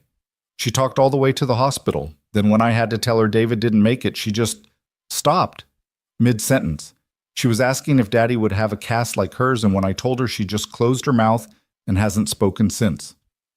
"Except in her sleep," Daniel reminded her gently, "and to protect Maya, and in sounds and humming. She's not silent, Sophia, she's just careful." The therapists say she associates speaking with the trauma, that her brain has decided words are dangerous. Maybe. Or maybe she just needs to find something worth saying again, something that feels more important than the fear. Sophia looked at him, this man who was essentially a stranger, but who understood more than people she'd known for years. Like protecting a friend? Exactly like that. Maya has a way of making people feel like what they have to offer is exactly what's needed, even if what they have to offer is silence. How did you learn to see things that way? Daniel smiled ruefully. Lots of mistakes. When Rachel left Maya's mom, my first instinct was to pretend everything was fine. Keep Maya busy enough that she wouldn't notice the hole in our family. But kids always notice. She started acting out, having tantrums, the works. Then one day I found her putting on a show for her stuffed animals, playing both herself and her mother, having the conversation she wished they could have. What did you do? Became her audience. Every night she'd put on these shows, working through everything she couldn't say directly. Sometimes her mom character would come back. Sometimes she'd leave again. Sometimes Maya would yell at her. Sometimes she'd forgive her. I just watched and clapped, and slowly she started including me in the shows. Eventually the shows became conversations. That's beautiful. It was heartbreaking, but it worked. She found her way through it in her own time, in her own way. And now she's this incredible, exhausting, wonderful kid who talks enough for 3 people and isn't afraid of anything. Except vacuum cleaners, Sophia said, remembering. According to Professor Cuddles. Daniel laughed. That's actually true. She's convinced they're portals to another dimension where lost socks go to plot their revenge. They talked for another hour about everything and nothing. Their kids, their work, the challenges of single parenthood, favorite books, worst cooking disasters. Sophia couldn't remember the last time she'd had a conversation that wasn't about Clara's treatment or company business. It felt dangerously normal. As they were leaving, Daniel hesitated. There's something I should tell you about my work.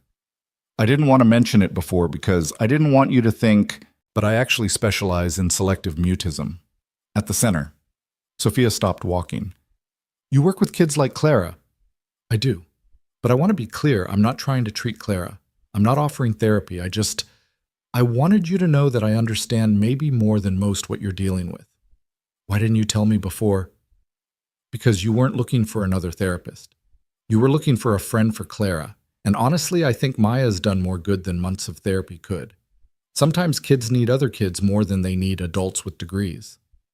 Sophia felt a complicated mix of emotions, gratitude, relief, a tiny bit of anger that he'd kept this from her, but mostly an overwhelming sense of being understood.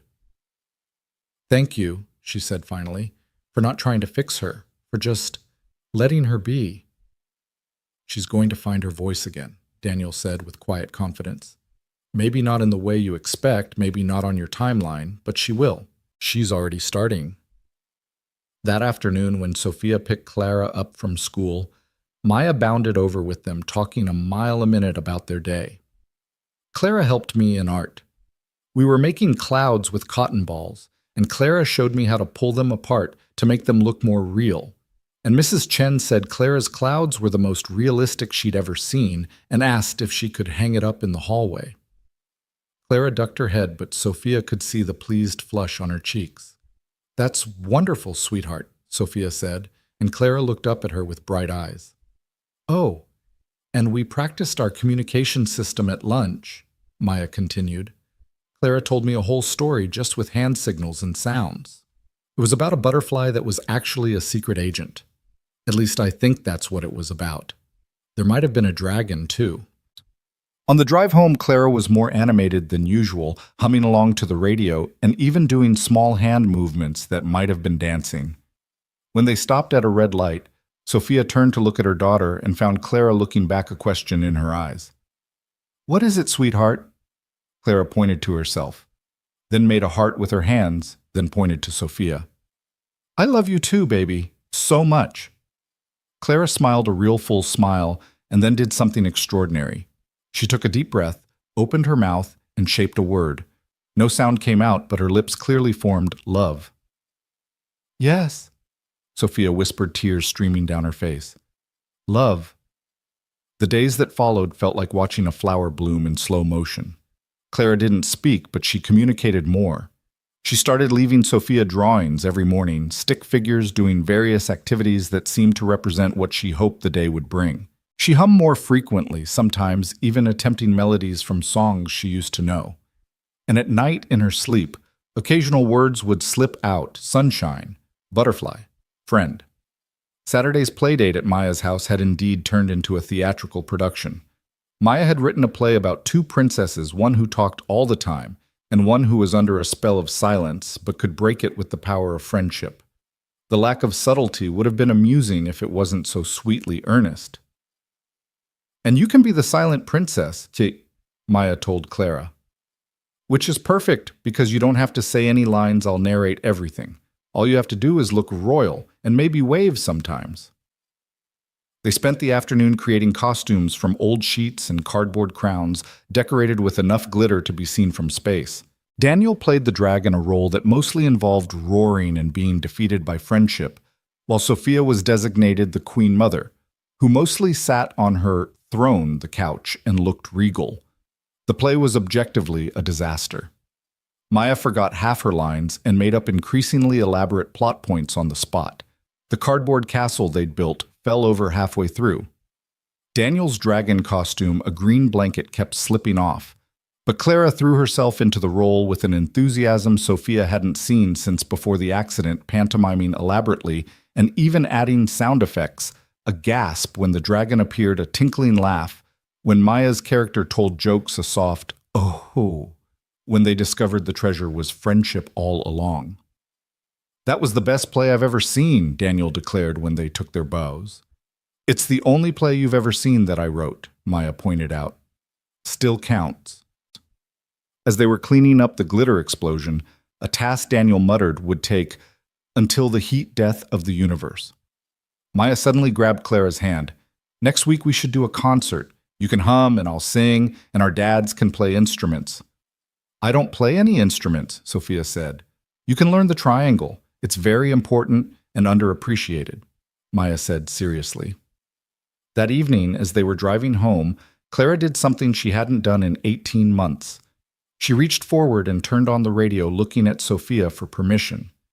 When Sophia nodded, Clara found a station playing oldies and sat back humming along to "You Are My Sunshine," the same song she and David had been singing in the car that day. Sophia had to pull over her hands, shaking too hard to drive safely.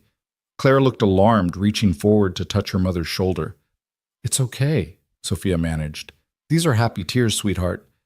That was Daddy's favorite song to sing with you." Clara nodded slowly, then very deliberately hummed the harmony line David used to sing. It was soft, uncertain, but unmistakably the same harmony. "He'd be so proud of you," Sophia whispered. So proud." They sat there on the side of the road for several minutes, Sophia crying and Clara humming the radio, playing songs from a simpler time.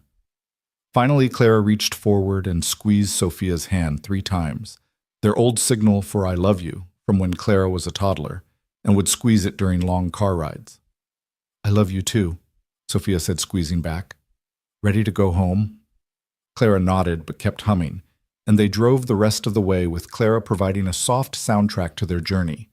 That night, Sophia heard Clara in her room talking to Professor Cuddles, not just sounds this time, but actual whispered words. She couldn't make them all out through the door, but she heard "scared" and "trying" and what might have been "daddy" and definitely "Maya" said several times with warm affection. She didn't go in, didn't interrupt.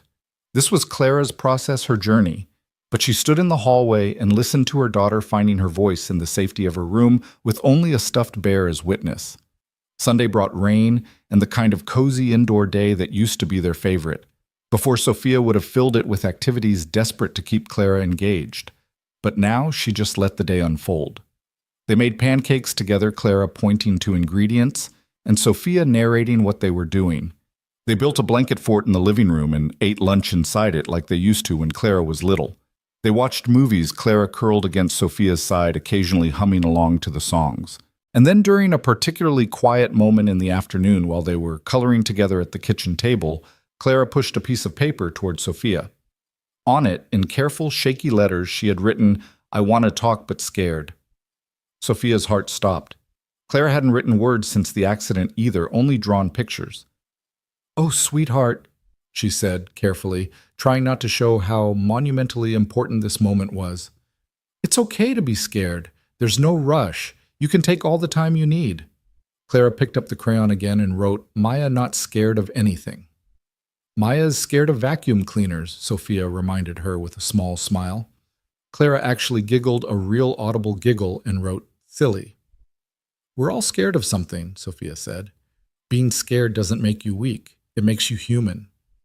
Clara considered this, then wrote, you scared all the time, Sophia admitted. I'm scared I'm not being a good enough mom. Scared of making wrong decisions. Scared of lots of things. Clara looked at her with those serious eyes that seemed far too old for 7, then wrote, best mom. Sophia had to blink back tears. And you're the best daughter, no matter what. Whether you talk or don't talk, you're perfect exactly as you are. Clara leaned against her and they colored in comfortable silence for a while. Then Clara wrote one more thing, Tuesday, Maya, birthday. Sophia looked at her in surprise. Is it? How do you know? Clara pointed to herself, then to her ear, then made Maya's characteristic talking gesture with her hand. Maya told you. Sophia interpreted and Clara nodded. Well, then we'd better get her a present. Clara's face lit up, and she immediately began drawing what appeared to be gift ideas, books, butterflies, something that might have been a hamster wearing a crown. Monday afternoon, they went shopping for Maya's gift. Clara was decisive, pointing to a craft kit for making friendship bracelets, a book about a girl detective, and a stuffed butterfly that looked remarkably realistic. She also insisted through pointing and gesturing on getting a card that played music when opened You Are My Sunshine, of all things. You want to give Maya this one? Sophia asked, and Clara nodded firmly. That evening, Sophia watched Clara carefully write in the card. It took her almost an hour erasing and rewriting, but finally she showed Sophia what she'd written, Maya, best friend. Thank you for waiting for my words. Clara. That's perfect, sweetheart. She'll love it. Tuesday morning, Maya was practically vibrating with birthday excitement when they saw her at school. I'm 7 3/4 now, she announced, which is basically almost 8, which is practically 10, which is nearly a teenager. Clara thrust the gift bag at her and Maya's eyes went wide. For me, really? She looked genuinely surprised, as if she hadn't been dropping hints about her birthday for days. She opened the card first, and when the music played, her face lit up. It sings, cards can sing. Then she read Clara's message, and her eyes filled with tears. Clara, this is the best card ever. I'm going to keep it forever and ever and show it to my grandkids, except I don't have grandkids yet. But someday... She hugged Clara tightly, and Clara hugged back, burying her face in Maya's shoulder. Open the presents at home, Daniel suggested, appearing with coffee and the slightly frazzled look of a parent who'd been up since 5 a.m. with a birthday-excited child. But Dad, school first, presents later. That was the deal. Deals are hard. Maya sighed dramatically, but she carefully put the gift bag in her backpack. That afternoon, Sophia got a text from Daniel. Maya has declared this the best birthday ever. The butterfly is now named Clara Fly, and she's already made 3 friendship bracelets. Also, she's played the card approximately 47 times. Thank you for making her day special. Sophia showed the text to Clara, who smiled and did a little happy dance in her seat. You made your friend very happy, Sophia said, and Clara nodded, pride evident on her face. Wednesday brought a breakthrough no one expected. Clara had art class, and the assignment was to paint something that made them happy. According to Mr. Rodriguez, who called Sophia immediately, Clara had painted a picture of herself and Maya on the swings, and when he asked if she wanted to tell the class about it, she had stood up, walked to the front of the room, and held up her painting. She hadn't spoken, but she'd pointed to each element herself, Maya, the swings, the butterfly in the corner, and made descriptive sounds for each one. A whoosh for the swings, a flutter for the butterfly, and for Maya, she had made a sound like laughter. The whole class applauded, Mr. Rodriguez said, his voice thick with emotion. And Clara, she bowed, like it was a performance. It was extraordinary. When Sophia picked her up, Clara was carrying her painting carefully like precious cargo. Mr. Rodriguez told me about art class, Sophia said. I'm so proud of you. Clara held up the painting, then pointed to Maya's figure, then to her heart. Maya's in your heart, Sophia interpreted, and Clara nodded, then pointed to the whole painting and back to her heart. All of it. The friendship, the playing, the happiness. It's all in your heart. Clara nodded emphatically, then very quietly. So quietly, Sophia almost missed it. She whispered, happy. One word, spoken aloud. Not in sleep, not in crisis, but intentionally, deliberately to share a feeling. Oh, sweetheart, Sophia breathed. Yes, happy. Clara smiled and didn't speak again that day, but she hummed all the way home a melody that sounded like joy itself. Thursday was Maya's actual birthday party, a small gathering at the park with a few kids from school. Daniel had warned Sophia it would be controlled chaos, which turned out to be an understatement. Maya had planned every minute with military precision, including a treasure hunt butterfly face painting and a game she invented called Musical Emotions, where you had to dance according to feelings she called out. Clara participated in everything using their communication system to interact with the other kids, who quickly picked up on the hand signals and sounds. By the end of the party, half the children were communicating in what Maya proudly called Clara speak. "Your daughter's amazing," one of the mothers said to Sophia. "My son told me she doesn't talk, but honestly, she communicates better than most kids who never stop talking." During the cake, which Maya had insisted be decorated with both butterflies and dragons, because why choose was something magical happened, when everyone started singing Happy Birthday, Clara joined in, not with words, but with humming, loud and clear and perfectly in tune. Maya stopped mid-bite of cake to stare at Clara in delight. "You're singing, Clara's singing." Clara blushed but kept humming, finishing the song with everyone else. When they got to the end, she even joined in the hip hip hooray, making the sounds, if not the words. "Best birthday present ever," Maya declared and hugged Clara so hard they nearly fell off the bench. That evening, Daniel walked them to their car, while the girls said goodbye, an elaborate ritual that seemed to involve multiple hugs and a secret handshake they'd developed. "She's getting there," he said quietly to Sophia. "Every day a little more." "The humming today. In front of everyone?" "I know, it's huge. She's feeling safer." "Safe enough to be heard." "I don't know how to thank you, both of you." Daniel looked at her with an expression she couldn't quite read. "You don't need to thank us. This friendship is as good for Maya as it is for Clara. She's never had a best friend before. Too intense for most kids, they say. But Clara gets her. And Maya gets Clara. Perfect match, really." There was something more he wanted to say, Sophia could tell, but Maya came running over, clutching the Clarafly butterfly. "Dad, Clarafly wants to have a sleepover with Professor Cuddles. Can Clara bring him over this weekend?" Daniel looked at Sophia. "What do you think, ready for the next level of childhood friendship, the sleepover?" Sophia's immediate instinct was to say no, that Clara wasn't ready, that it was too much. But then she saw Clara's face, hopeful, excited, brave, and remembered what Daniel had said about meeting kids where they were instead of where we think they should be. "We could try," she said carefully. "Maybe start with a few hours in the evening." "Like a practice sleepover," Maya exclaimed. "Perfect. We can wear pajamas and eat popcorn and tell stories, and if Clara wants to go home, she can. But if she wants to stay, she can do that too." Clara looked at Sophia and nodded eagerly. "Saturday," Daniel suggested. "Saturday?" Sophia agreed, wondering what she'd just signed up for, but trusting that somehow it would be okay. Friday afternoon, Clara spent hours preparing for the practice sleepover.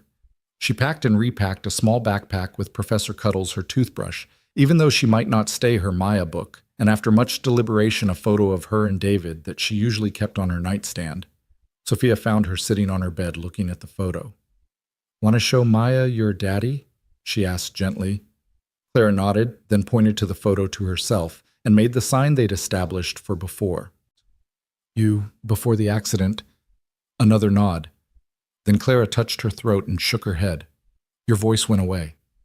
Clara nodded, then pointed to the photo again, specifically to David's smiling face, and her eyes filled with tears. "Oh, sweetheart, come here." Sophia pulled Clara into her lap, something she hadn't been able to do much lately, as Clara had been keeping physical distance. "Daddy would understand. He would be so proud of how brave you're being." Clara leaned into her and very quietly whispered, "Miss him." 2 words, 2 heartbreaking, precious words. "I miss him too," Sophia whispered back. "Every day." They sat like that for a long time, mother and daughter sharing a grief that had separated them, finally bringing them together. Saturday evening arrived gray and drizzly perfect weather for an indoor sleepover. Clara had been ready since 4 o'clock, sitting by the door with her backpack wearing her favorite purple pajamas with stars on them. When they arrived at Daniel and Maya's house, Maya flung the door open wearing pajamas that appeared to be at least 3 sizes too big and covered in dancing tacos. Clara, you're here. I've prepared everything I have, 17 different snack options, and 3 movies picked out, and I made a fort in the living room, and Dad said we can stay up until 9:30, which is basically midnight. She grabbed Clara's hand and pulled her inside, chattering nonstop about the evening's agenda. Clara looked back at Sophia once a quick check-in, then let herself be swept into Maya's world. Deep breath, Daniel said to Sophia, appearing with 2 cups of tea. They'll be fine. They could hear Maya in the living room explaining the architectural principles behind her blanket fort, while Clara apparently made adjustments that met with enthusiastic approval. She's doing so well, Daniel said. You both are. Some days I still feel like I'm drowning, Sophia admitted. Just less often now. That's progress. They sat in the kitchen listening to the girls play Maya's constant narration, punctuated by Clara's sounds of agreement or laughter. It was almost normal, almost like any other play date between best friends. Around 7, they had the popcorn and movie portion of the evening. The girls insisted the adults join them in the fort, which was barely big enough for 4 people, and definitely not designed for adult knees. This is cozy, Daniel said diplomatically, his head bent at an uncomfortable angle to avoid bringing down the blanket ceiling. It's perfect, Maya declared. Then started the movie something animated about a girl who could talk to dragons. Halfway through the movie, Sophia noticed Clara had dozed off her head on Maya's shoulder. Maya was still wide awake, providing whispered commentary about the dragon's motivation and character development, but she stayed perfectly still to avoid waking Clara. Should we take her home? Sophia whispered to Daniel. Let's see what happens when she wakes up, he suggested.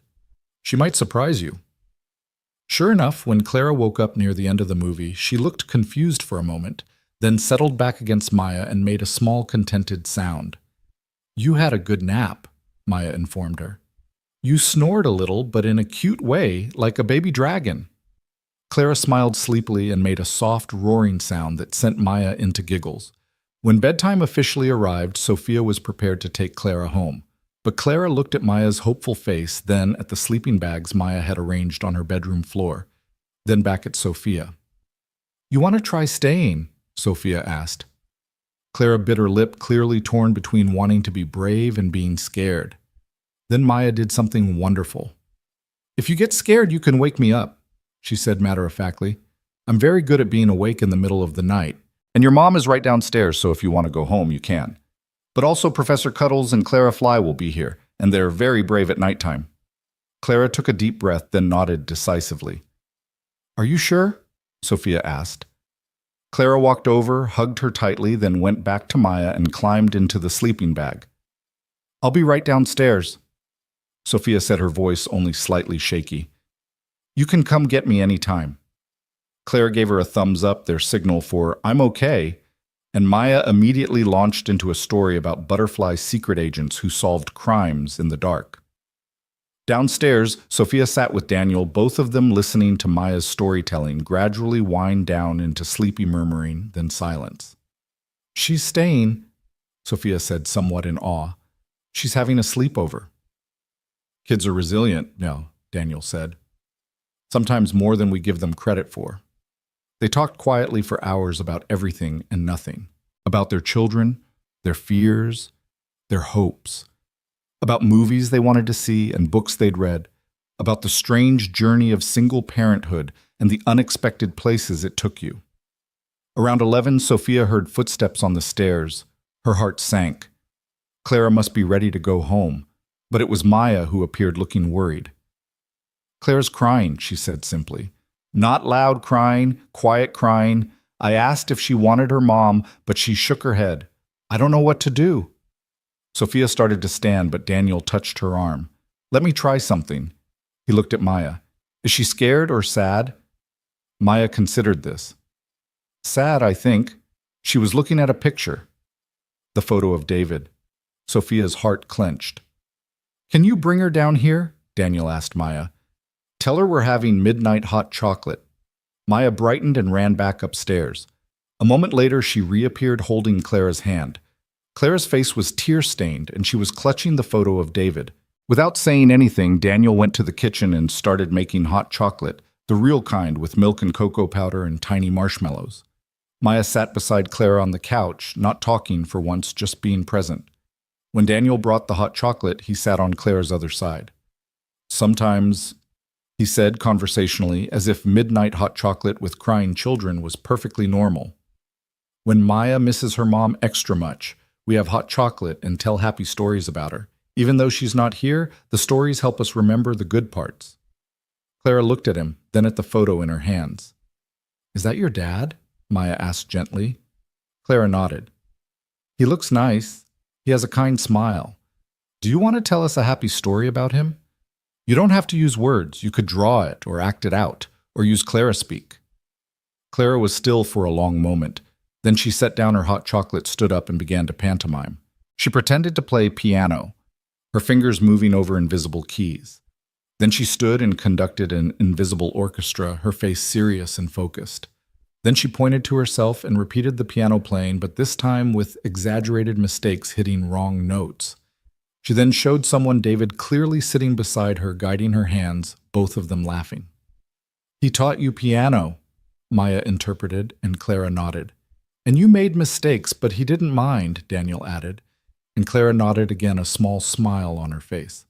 She continued the story in gestures, showing how David would make up silly songs, how they'd have dance parties in the kitchen, how he'd read to her with different voices for each character. With each memory she shared, her face relaxed a little more. "He sounds wonderful," Sophia said softly, her own tears falling freely now. Clara came over and climbed into her mother's lap, something she hadn't done in months. Then she did something extraordinary. She opened her mouth, and in a voice creaky from disuse but clear, she said, "Daddy loved music." Everyone froze. Maya's eyes went wide. Daniel set down his mug very carefully. Sophia held her breath, afraid that any movement might scare the words away. "Music made him happy." Clara continued, her voice barely above a whisper, but definitely there. "Like Maya makes me happy." Maya burst into tears. "Clara, you're talking. You're really talking." Clara looked scared for a moment, like she might retreat back into silence, but Maya grabbed her hand. "It's okay." Happy tears. These are definitely happy tears. Keep talking or don't. Whatever you want. But Clara, your voice is beautiful. "It's scratchy," Clara whispered. "It's perfect," Maya insisted. "It sounds like you." Clara looked at Sophia, question and fear and hope all mixed in her eyes. "Maya's right," Sophia said, struggling to keep her voice steady. "It's perfect. You're perfect." Clara was quiet for a moment, then whispered, "Scared to talk. Words got stuck after Daddy." "I know, sweetheart. It's okay." "But Maya needed me. At the playground, when boys were mean, words came back to help." "Because you're brave," Maya said firmly. "The bravest person I know." They sat there in the living room at nearly midnight, two little girls in pajamas and two adults trying not to sob, sharing hot chocolate, and the kind of moment that changes everything. Clara didn't say anything else that night, but she didn't need to. When she and Maya finally went back up to bed, she was humming the melody to "You Are My Sunshine," sweet and clear. "She talked," Sophia whispered to Daniel, still in shock. "She actually talked. She did. When she was ready, when she felt safe, when she had something important to say. I've been waiting 18 months to hear her voice again. And Maya's been waiting 7 years for a best friend who understands her." Seems like they both got what they needed. Sophia looked at him. This man who'd appeared in their lives at a playground and somehow helped them find their way back to each other. "Thank you," she said, "for everything." "You don't need to thank me," Daniel said softly. Watching Clara find her voice again, seeing Maya find her person, that's thanks enough. They sat in comfortable silence, listening to the girls giggling upstairs. And Sophia thought about how healing didn't always come the way you expected. Sometimes it came in the form of a chatty 7-year-old who didn't understand the concept of silence. Sometimes it came through butterflies and blanket forts and midnight hot chocolate. Sometimes it came when you stopped trying to force it and just let it unfold. Clara did stay the whole night, and in the morning when Sophia came to pick her up, she was greeted with a sound she'd almost forgotten, her daughter's voice, scratchy and uncertain, but unmistakably there, saying, "Hi, Mama."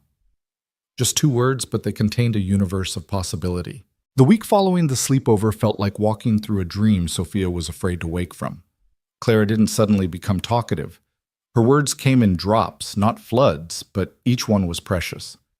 "Morning, Mama," when she woke up. "Thank you," at dinner. "Love you," at bedtime. Simple phrases that most parents took for granted, but that made Sophia's heart soar every single time. At school, word spread quickly that Clara had spoken. Mr. Rodriguez called it a breakthrough, though he was careful to manage expectations. Clara still primarily communicated through gestures and their established system, but now occasional words would slip through, usually when she was particularly engaged or emotional. "She answered a question in class today, he told Sophia on Wednesday. Out loud. Just 7 when I asked what 3 plus 4 was, but the whole class applauded. Maya had appointed herself Clara's voice coach, which mainly consisted of never making a big deal when Clara spoke and filling any silence with enough chatter for both of them. It was Sophia realized exactly what Clara needed: normality, not pressure. That Friday afternoon, Daniel texted Sophia, "Maya has a proposition. She wants Clara to help with her school talent show act. Fair warning, it involves costumes." When Sophia asked Clara about it, her daughter's face lit up. She nodded enthusiastically, then whispered, "What act?" "I don't know, sweetheart. Knowing Maya, it could be anything." Clara smiled a real full smile and said softly, "Fun with Maya always." 4 words strung together. A complete thought. Progress. Saturday morning, they arrived at Daniel and Maya's house to find the living room transformed into what Maya called a rehearsal studio, which meant she'd pushed all the furniture against the walls and hung a sheet as a backdrop. "Clara?" Maya bounded over, wearing what appeared to be a tutu rain boots and a cape made from a beach towel. "I've been thinking all week, and I know exactly what we should do for the talent show." Clara tilted her head, waiting. "A story. But not just any story. Our story about 2 friends, one who talks and one who listens, and how they save the kingdom with the power of friendship. You don't have to say anything if you don't want to, but maybe you could do sound effects or play music. Dad has a keyboard." Daniel emerged from the kitchen with coffee for Sophia. "She's been planning this since Tuesday. I've been relegated to prop master and sound technician." "What do you think?" Sophia asked Clara. Clara looked at Maya's eager face, then walked over to the keyboard Daniel had set up in the corner. She sat down, placed her fingers on the keys, and played a simple melody the first few bars of "You Are My Sunshine." "Perfect," Maya exclaimed. "You can be the musical narrator, like in movies where the music tells you how to feel." They spent the morning working on Maya's script, which was mostly Maya talking, while Clara experimented with different musical accompaniments. Happy scenes got major keys. Sad parts got minor keys. And the dragon, because there was always a dragon in Maya's stories, got dramatic bass notes that made both girls giggle. "We need costumes," Maya declared after they'd run through the story 3 times. "Clara, what do you want to be?" Clara thought for a moment, then whispered, "Butterfly." "Yes, a butterfly who lost her voice but finds it again through friendship." "That's perfect. We can make wings." Daniel and Sophia were conscripted into costume creation, which involved more glitter than Sophia had seen in her entire life. Cardboard wire hangers, and an unfortunate incident with a hot glue gun that Daniel would later refer to as the Great Finger Incident of Saturday morning. As they worked, Sophia watched Clara bloom under Maya's enthusiastic direction. She was speaking more single words mostly, but occasionally full sentences when she got excited. "Purple here," she said, pointing to the wings, "like Maya's favorite." "You remembered my favorite color." Maya was delighted. "Clara, you're the best listener in the whole world." "You talk good," Clara replied, which made Maya laugh so hard she fell over, scattering glitter everywhere. I talk good. That's the nicest thing anyone's ever said about my talking. By lunchtime, they had 2 costumes butterfly wings for Clara and what Maya called a Rainbow Queen outfit for herself, which was essentially every bright piece of fabric they could find pinned together in a way that defied both fashion and physics. We look amazing, Maya declared, admiring their reflection in the hallway mirror, like if a craft store exploded but in a good way. Clara giggled and whispered, "Messy but pretty." "No, that should be our motto, the Messy but Pretty Club." After lunch, they performed their talent show act for Daniel and Sophia. Maya narrated the story of 2 friends in a magical kingdom, while Clara provided the soundtrack, switching between playing the keyboard and making sound effects with various instruments. Daniel had collected a triangle for magical moments, a drum for the dragon's footsteps, and a small xylophone for the butterfly's theme.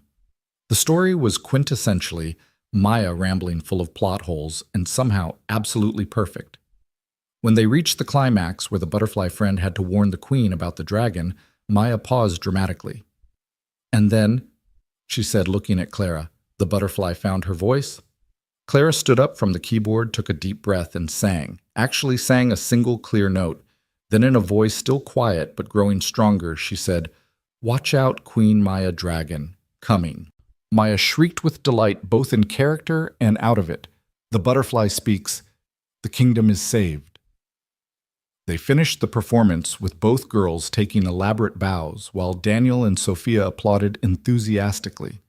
"Brava!" Daniel called out. "Encore!" "We can't encore, Dad. We only practiced it once all the way through," Maya said practically. Then to Clara, "You sang and talked.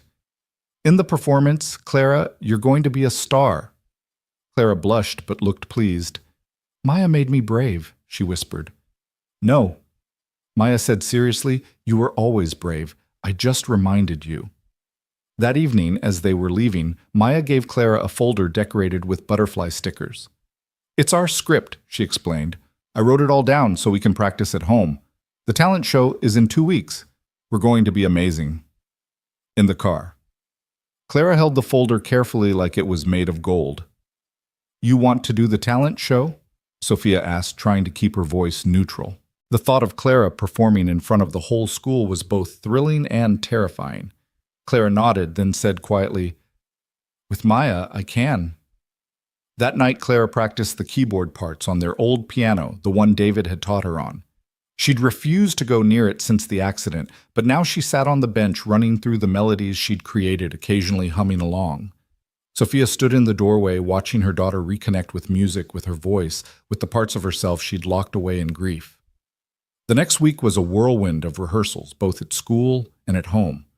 Clara spoke a little more each day, though she still preferred gestures and sounds when she was tired or overwhelmed.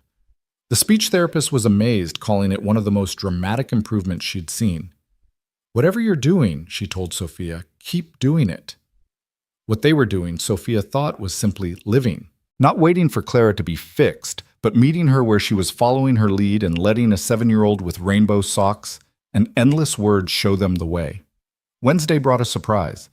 Sophia was in a board meeting when Patricia knocked and entered looking concerned. "The school's on line 1, she said quietly. "They say it's not an emergency, but they need to speak with you." Sophia's stomach dropped as she excused herself and took the call. "Miss Lane, this is Principal Morrison. I need you to come to the school. Clara's fine," she added quickly, hearing Sophia's sharp intake of breath. "But there's been an incident with Maya." Sophia found both girls in the nurse's office. Maya was holding an ice pack to her knee, tears streaming down her face, while Clara sat beside her holding her hand, and Sophia's heart clenched, talking to her in a steady stream of whispered words. "It's okay, Maya. Just a scrape. You're brave. Brave like Butterfly." "What happened?" Sophia asked. The nurse explained that Maya had fallen during recess, tripping over her own feet while demonstrating a dance move for the talent show. Her knee was scraped but not seriously hurt. The real issue was that Maya was scared she wouldn't be able to perform. "I can't dance now," Maya wailed. "The talent show is ruined." "No," Clara said louder than she'd spoken in school before. "We adapt." Everyone looked at her in surprise, including Maya, who stopped crying. Adapt, Maya sniffled. Clara nodded firmly. You sit. Tell story sitting. I stand. Do movements. Together still. Like you're my dancing shadow. Clara smiled. Your butterfly shadow. Maya's face brightened immediately. That's even better than the original Clara, you're a genius. Daniel arrived then, looking harried. Maya, sweetheart, what happened to our conversation about watching where you're going? I was watching, just not watching the ground. I was watching the clouds because they looked like dragons. He sighed, but hugged her carefully. Of course you were. As they were sorting out dismissal papers, Clara did something that stunned everyone.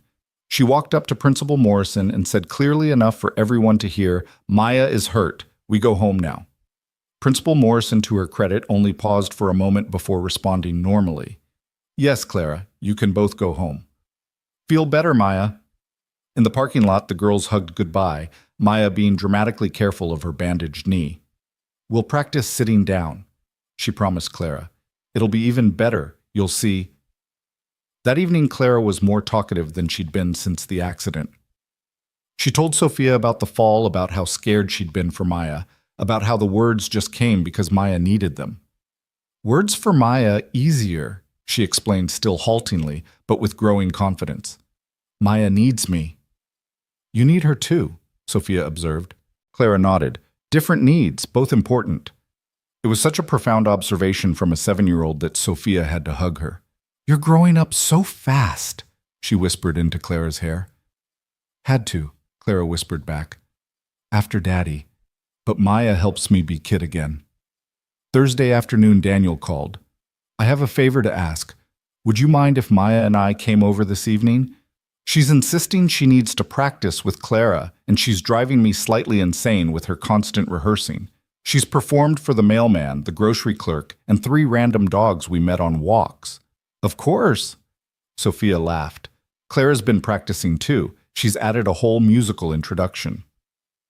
They arrived after dinner, Maya on crutches that she'd already decorated with ribbons and stickers. I'm injured but stylish, she announced, like a wounded but fashionable warrior.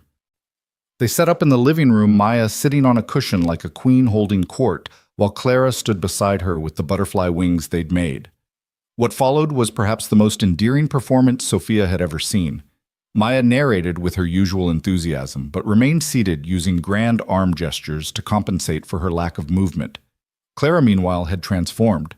She moved gracefully around the room, illustrating Maya's words with dance-like movements, playing invisible instruments, and even adding vocal sound effects that grew more confident with each repetition. When they reached the part where the butterfly warns the queen, Clara didn't just speak, she proclaimed, Danger Queen Maya. Dragon approaching from the eastern mountains, we must unite the kingdom with friendship. It was the longest sentence she'd said since the accident, delivered with such conviction that even Maya stopped narrating to stare at her in awe. Clara, Maya breathed. That was perfect. Like professionally perfect. Like you could be in movies perfect. Clara blushed but smiled proudly. Practicing in mirror, she admitted. You practiced for me. Clara nodded. Want to be good partner. Maya deserves best. Maya's eyes filled with tears. Clara, you're already the best. The absolute best friend in the entire universe, and probably other universes too if they exist, which they probably do according to that science show Dad made me watch. Friday was the dress rehearsal at school. Clara wore her butterfly wings over her school clothes, and Maya had fashioned a crown from pipe cleaners that she wore with absolute seriousness. We're going to be amazing, Maya told Clara as they waited for their turn. Even if we mess up, we'll be amazing because we're doing it together. Clara squeezed her hand. Together, she agreed. They were not perfect. Maya forgot part of her narration and improvised wildly. Clara accidentally knocked over a music stand with her wings. The keyboard made a strange buzzing sound halfway through that nobody could explain. But Clara spoke her lines clearly, and Maya's joy was infectious, and when they finished, the other kids actually seemed impressed. That was really good, one boy said. Especially the butterfly girl. She's like mysterious. Clara hid behind her wings, but Sophia could see her smiling. That evening, Sophia found Clara in her room carefully decorating a card. She'd drawn two figures, one surrounded by words and music notes, the other with butterfly wings holding hands under a rainbow. "For Maya?" Sophia asked. Clara nodded, then showed her what she'd written inside. "Thank you for waiting for my words. Thank you for being my voice when I had none. Thank you for being my friend. Love, Clara." "That's beautiful, sweetheart." "Want to say more?" Clara said, frustration creeping into her voice. "Words still hard sometimes." "The important words are there," Sophia assured her. "Maya will understand the rest." Saturday morning, the day of the talent show. Clara woke up with what Sophia initially thought was stage fright. She was pale and quiet, more quiet than she'd been in weeks. "Are you nervous?" Sophia asked, sitting on Clara's bed. Clara shook her head, then nodded, then shrugged. Finally, she whispered, "What if voice goes away again?" "Oh, sweetheart." Sophia pulled her close. "Your voice didn't really go away. It was just resting, healing, like when you scrape your knee and it needs time to get better. But what if... Then Maya will understand. Everyone will understand, and we'll just try again another time." Clara was quiet for a moment, then said, "Daddy would come to talent show." "Yes, he would. He'd be in the front row with the biggest camera embarrassing you with his enthusiasm." Clara giggled softly. "He'd cheer too loud. Way too loud. People would complain. He'd say, 'That's my girl,' even for tiny parts." Especially for tiny parts. They sat together, remembering David, and Sophia realized that for the first time they were sharing memories without drowning in them. "He's still proud of you," Sophia said softly. "I know he is." Clara looked up at her. "How you know?" "Because I'm proud enough for both of us, and I still don't think it's enough pride for how amazing you are." Clara hugged her tightly, then said with determination, "Do show for Daddy too." The school auditorium was packed. Sophia found a seat in the third row, saving one for Daniel, who was backstage helping Maya with her costume. Her hands were shaking slightly. She couldn't remember being this nervous about anything, including board presentations to hostile investors. Patricia had come along with several other people from Sophia's office, who had been following Clara's journey. "We wouldn't miss it," Patricia said, squeezing Sophia's hand. The talent show began with the usual mix of acts: a boy playing violin, a girl doing gymnastics, a group lip-syncing to a pop song. Then Principal Morrison announced, "Next we have Maya Carter and Clara Lane with an original performance, The Butterfly and the Queen." Sophia's heart was pounding so hard she was sure everyone could hear it. The curtain opened to reveal Maya sitting on a decorated stool, her injured leg propped up, wearing her chaotic rainbow queen costume and crown. Clara stood beside her butterfly wings, catching the stage lights, looking ethereal and delicate but determined. Maya began, her voice clear and confident. "Once upon a time, in a kingdom made of words and music, there lived a queen who talked so much that sometimes her words bumped into each other trying to get out." A ripple of laughter went through the audience. Clara raised her arms, wings spreading, and began to move gracefully across the stage. "The queen had everything," Maya continued, "except a friend who understood her. Then one day a butterfly arrived in the kingdom. This butterfly was special. She spoke in colors and movements and gestures and glances. Clara performed a beautiful interpretive dance, her movements telling the story as clearly as Maya's words. When Maya described the butterfly's sadness, Clara's movements became small, withdrawn. When she talked about hope, Clara's arms lifted wings, catching the light. The queen didn't understand at first why the butterfly wouldn't speak. She thought maybe butterflies didn't know words. But then she realized the butterfly knew all the words. She was just saving them for when they mattered most. Clara moved to the keyboard that had been placed at the side of the stage and began to play the melody she'd composed, haunting and beautiful. It filled the auditorium with emotion. Then one day, Maya's voice dropped dramatically. A dragon came to the kingdom. Clara struck dramatic low notes, creating tension. The audience was completely silent, captivated. The queen tried to warn everyone, but she had used so many words that people had stopped listening. The dragon got closer and closer. All seemed lost until Clara stood up from the keyboard, walked to center stage, and in a voice that rang out clear and strong announced, "Until the butterfly realized that her friend needed her voice." Gasps from the audience. Sophia was crying openly now. The butterfly spoke. Maya exclaimed, her own voice thick with emotion. She warned the kingdom. She saved everyone. And the queen realized that words were precious, that sometimes the most important things are said with the fewest sounds. Clara and Maya looked at each other across the stage, and Maya said softly, "Not part of the script." The queen learned that listening was just as important as talking. And the butterfly learned that her voice, however quiet, however careful, was exactly right. Clara walked over to Maya, took her hand, and together they said, Clara's voice joining Maya's for the first time, and they lived happily ever after, different but together, loud and quiet, perfect friends, forever. The auditorium erupted. People were on their feet applauding and crying. Sophia couldn't see through her tears, but she could hear Clara and Maya laughing on stage, hugging each other as the curtain closed. Daniel appeared beside her, his own eyes wet. "They did it," he said in wonder. "They actually did it." "She spoke," Sophia whispered, "in front of everyone." She spoke. Backstage was chaos.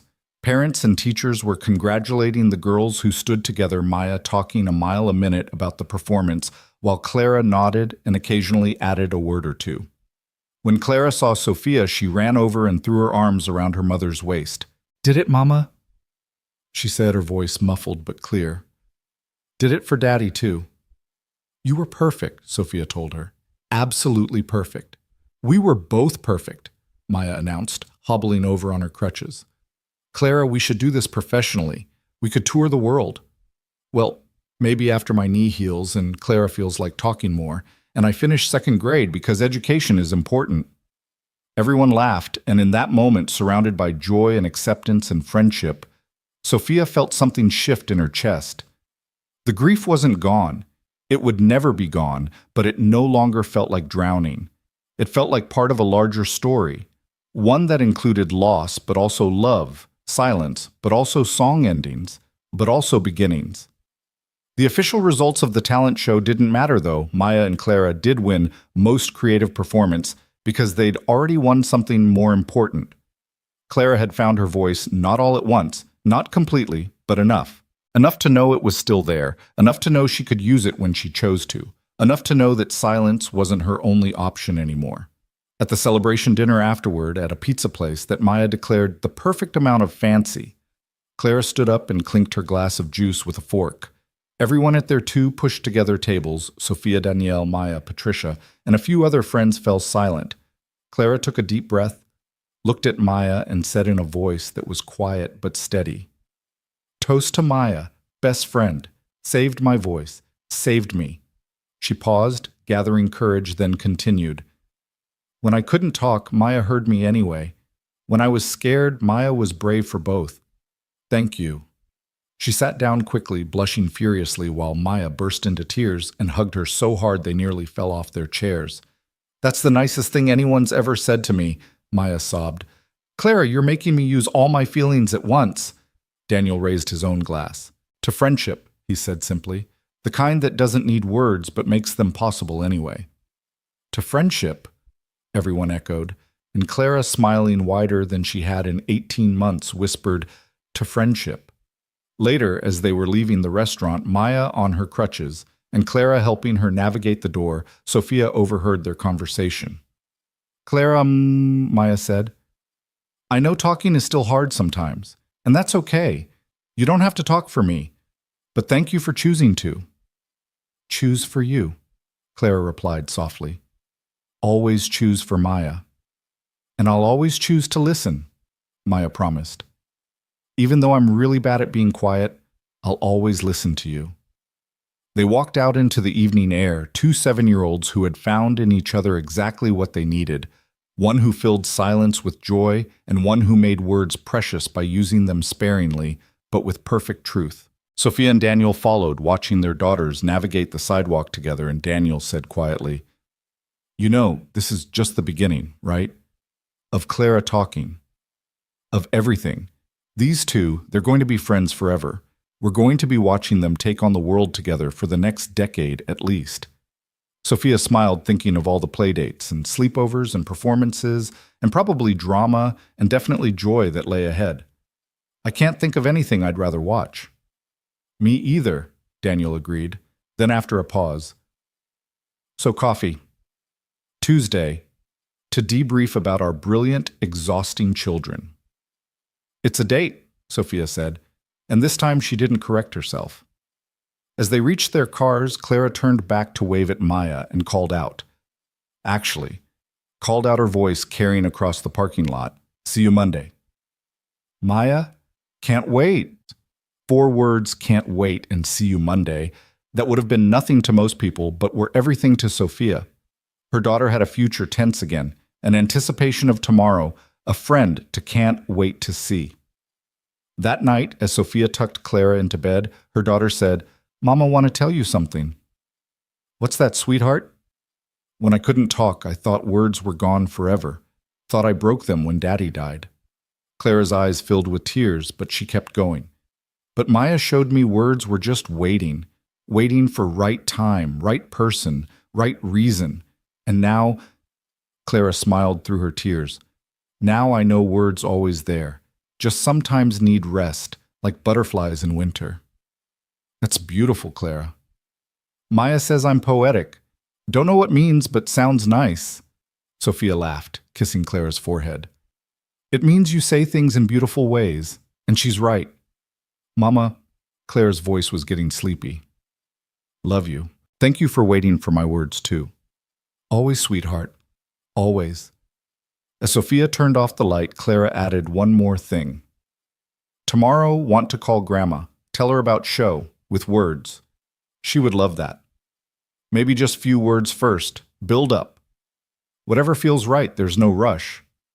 Maya says I have rest of life to talk. Says that's approximately 70 more years if eat vegetables. Sophia laughed softly. Maya's very wise. The wisest, Clara agreed, and then humming softly that same melody, You Are My Sunshine, she drifted off to sleep. Sophia stood in the doorway for a long moment, listening to her daughter's peaceful breathing, remembering another doorway 18 months ago when she'd stood frozen, afraid Clara might never speak again. Now here they were, not at the end of the journey, but at a new beginning, one where words could rest and return, where friendship could heal wounds that seemed unhealable, where a little girl with too many words and another with too few could find in each other the perfect balance. 6 months later, on a crisp autumn afternoon, Sophia stood in the same spot at Willowbrook Park where it had all begun. The playground looked different in the October light leaves scattered across the ground in shades of gold and crimson, but the swings were the same, and so was the bench where she'd first met Daniel. Mama, watch this, Clara called out, her voice clear and confident as she pumped her legs on the swing. Maya taught me to go even higher. Sophia's heart swelled. Clara's voice had returned fully over the summer, growing stronger with each passing week. She still had quiet days, moments when words felt heavy in her mouth, but they were rare now. Most days she chattered with Maya, sang in the shower, and even raised her hand in class without hesitation. That's wonderful. Sweetheart, be careful. Maya, her knee long healed, was on the swing beside Clara, narrating as always. We're approximately 15 feet in the air, which in butterfly measurements is like 1,000 feet. Clara, tell your mom about the science project. Clara laughed, the sound pure and unrestrained. We're doing butterflies, mama, life cycles, and migration. Mrs. Patterson says we can present together. They'd been moved to the same class at the start of 3rd grade, a decision Principal Morrison had made after seeing how they flourished together. Their teacher often said she'd never seen a friendship quite like theirs, one that had taught the whole class about different ways of communicating and being heard. Daniel appeared beside Sophia carrying 2 cups of coffee from the cafe across the street. It had become their Saturday tradition meeting at the park, while the girls played talking about everything and nothing. Their Tuesday coffee dates had evolved into dinners, then movies, then the quiet acknowledgement that they were building something together carefully and consciously. They're planning world domination again, he said, handing her a cup. Something about a butterfly sanctuary in the backyard. Whose backyard? Both, apparently. They've drawn blueprints. Sophia laughed, leaning into his shoulder slightly. They'd been taking things slow, mindful of their daughters, of their complicated histories, but there was an ease between them now that felt like coming home. Clara asked me something this morning, Sophia said quietly. She asked if Daddy would be happy that she can talk again. Daniel's arm came around her shoulders, a gesture of comfort that had become natural over the months. What did you tell her? The truth. That he'd be so proud of her courage, of how hard she fought to come back to us. That he'd love Maya for being her friend. That he'd want us all to be happy. Smart woman. She also asked if it was okay to be happy when someone you love is gone. Daniel turned to look at her fully. That's a big question for an 8-year-old. I told her that happiness and sadness can exist together, that loving Daddy and building a new life weren't betrayals of each other, that hearts are big enough for all of it. Also smart. Then she asked if you made me happy. Daniel raised an eyebrow. And, Sophia smiled. I told her yes. Very much yes. Before he could respond, the girls came running over, leaves crunching under their feet. We have an announcement, Maya declared, bouncing with excitement. Clara nodded, her face serious but eyes sparkling. Important announcement. Should we be worried? Daniel asked. No, both girls said in unison, then looked at each other and giggled. We decided, Maya began, that since we're best friends forever and our parents are best friends. Are we best friends? Daniel whispered to Sophia with a grin. Shh, Maya scolded. Since you're best friends, we think you should make it official. Make what official? Sophia asked, though she had a sinking suspicion where this was going. Clara stepped forward, her voice steady and sure. You should get married, so we can be sisters. The adults exchanged glances caught between laughter and mortification. Girls, Daniel began carefully, relationships don't work quite like that. We know, Maya interrupted. We're not babies. We know you have to date and fall in love and all that stuff, but you already do that. Clara and I have observed. We took notes. Clara pulled out a small notebook, and Sophia recognized it as the one Maya had used for their butterfly observations.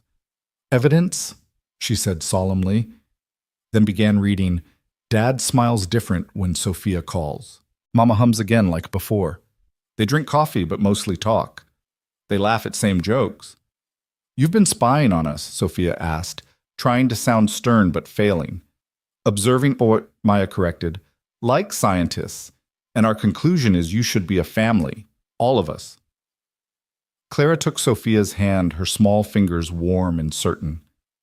Daddy would want us happy, she said, her voice wobbling slightly. He'd like Daniel. He'd love Maya. He'd want... She paused, gathering courage. He'd want us to be family again. Different family, but still family. Sophia felt tears prick her eyes. She knelt down, pulling Clara close. Oh, sweetheart. Is that silly? Clara whispered. No, baby. Not silly at all. Maya, never one to be left out of a hug, threw her arms around both of them. So is that a yes? Because we already planned the wedding. Clara's going to play piano, and I'm going to sing, and we'll both wear butterfly wings. And... Maya, Daniel said gently, maybe we should let the adults figure out the adult stuff. But you take forever to figure things out. Clara didn't talk for 18 months, and even she figured out faster than you two that you should be together. Clara pulled back from the hug, looking at her mother with those serious eyes. Is it too soon, Mama? It's okay if too soon.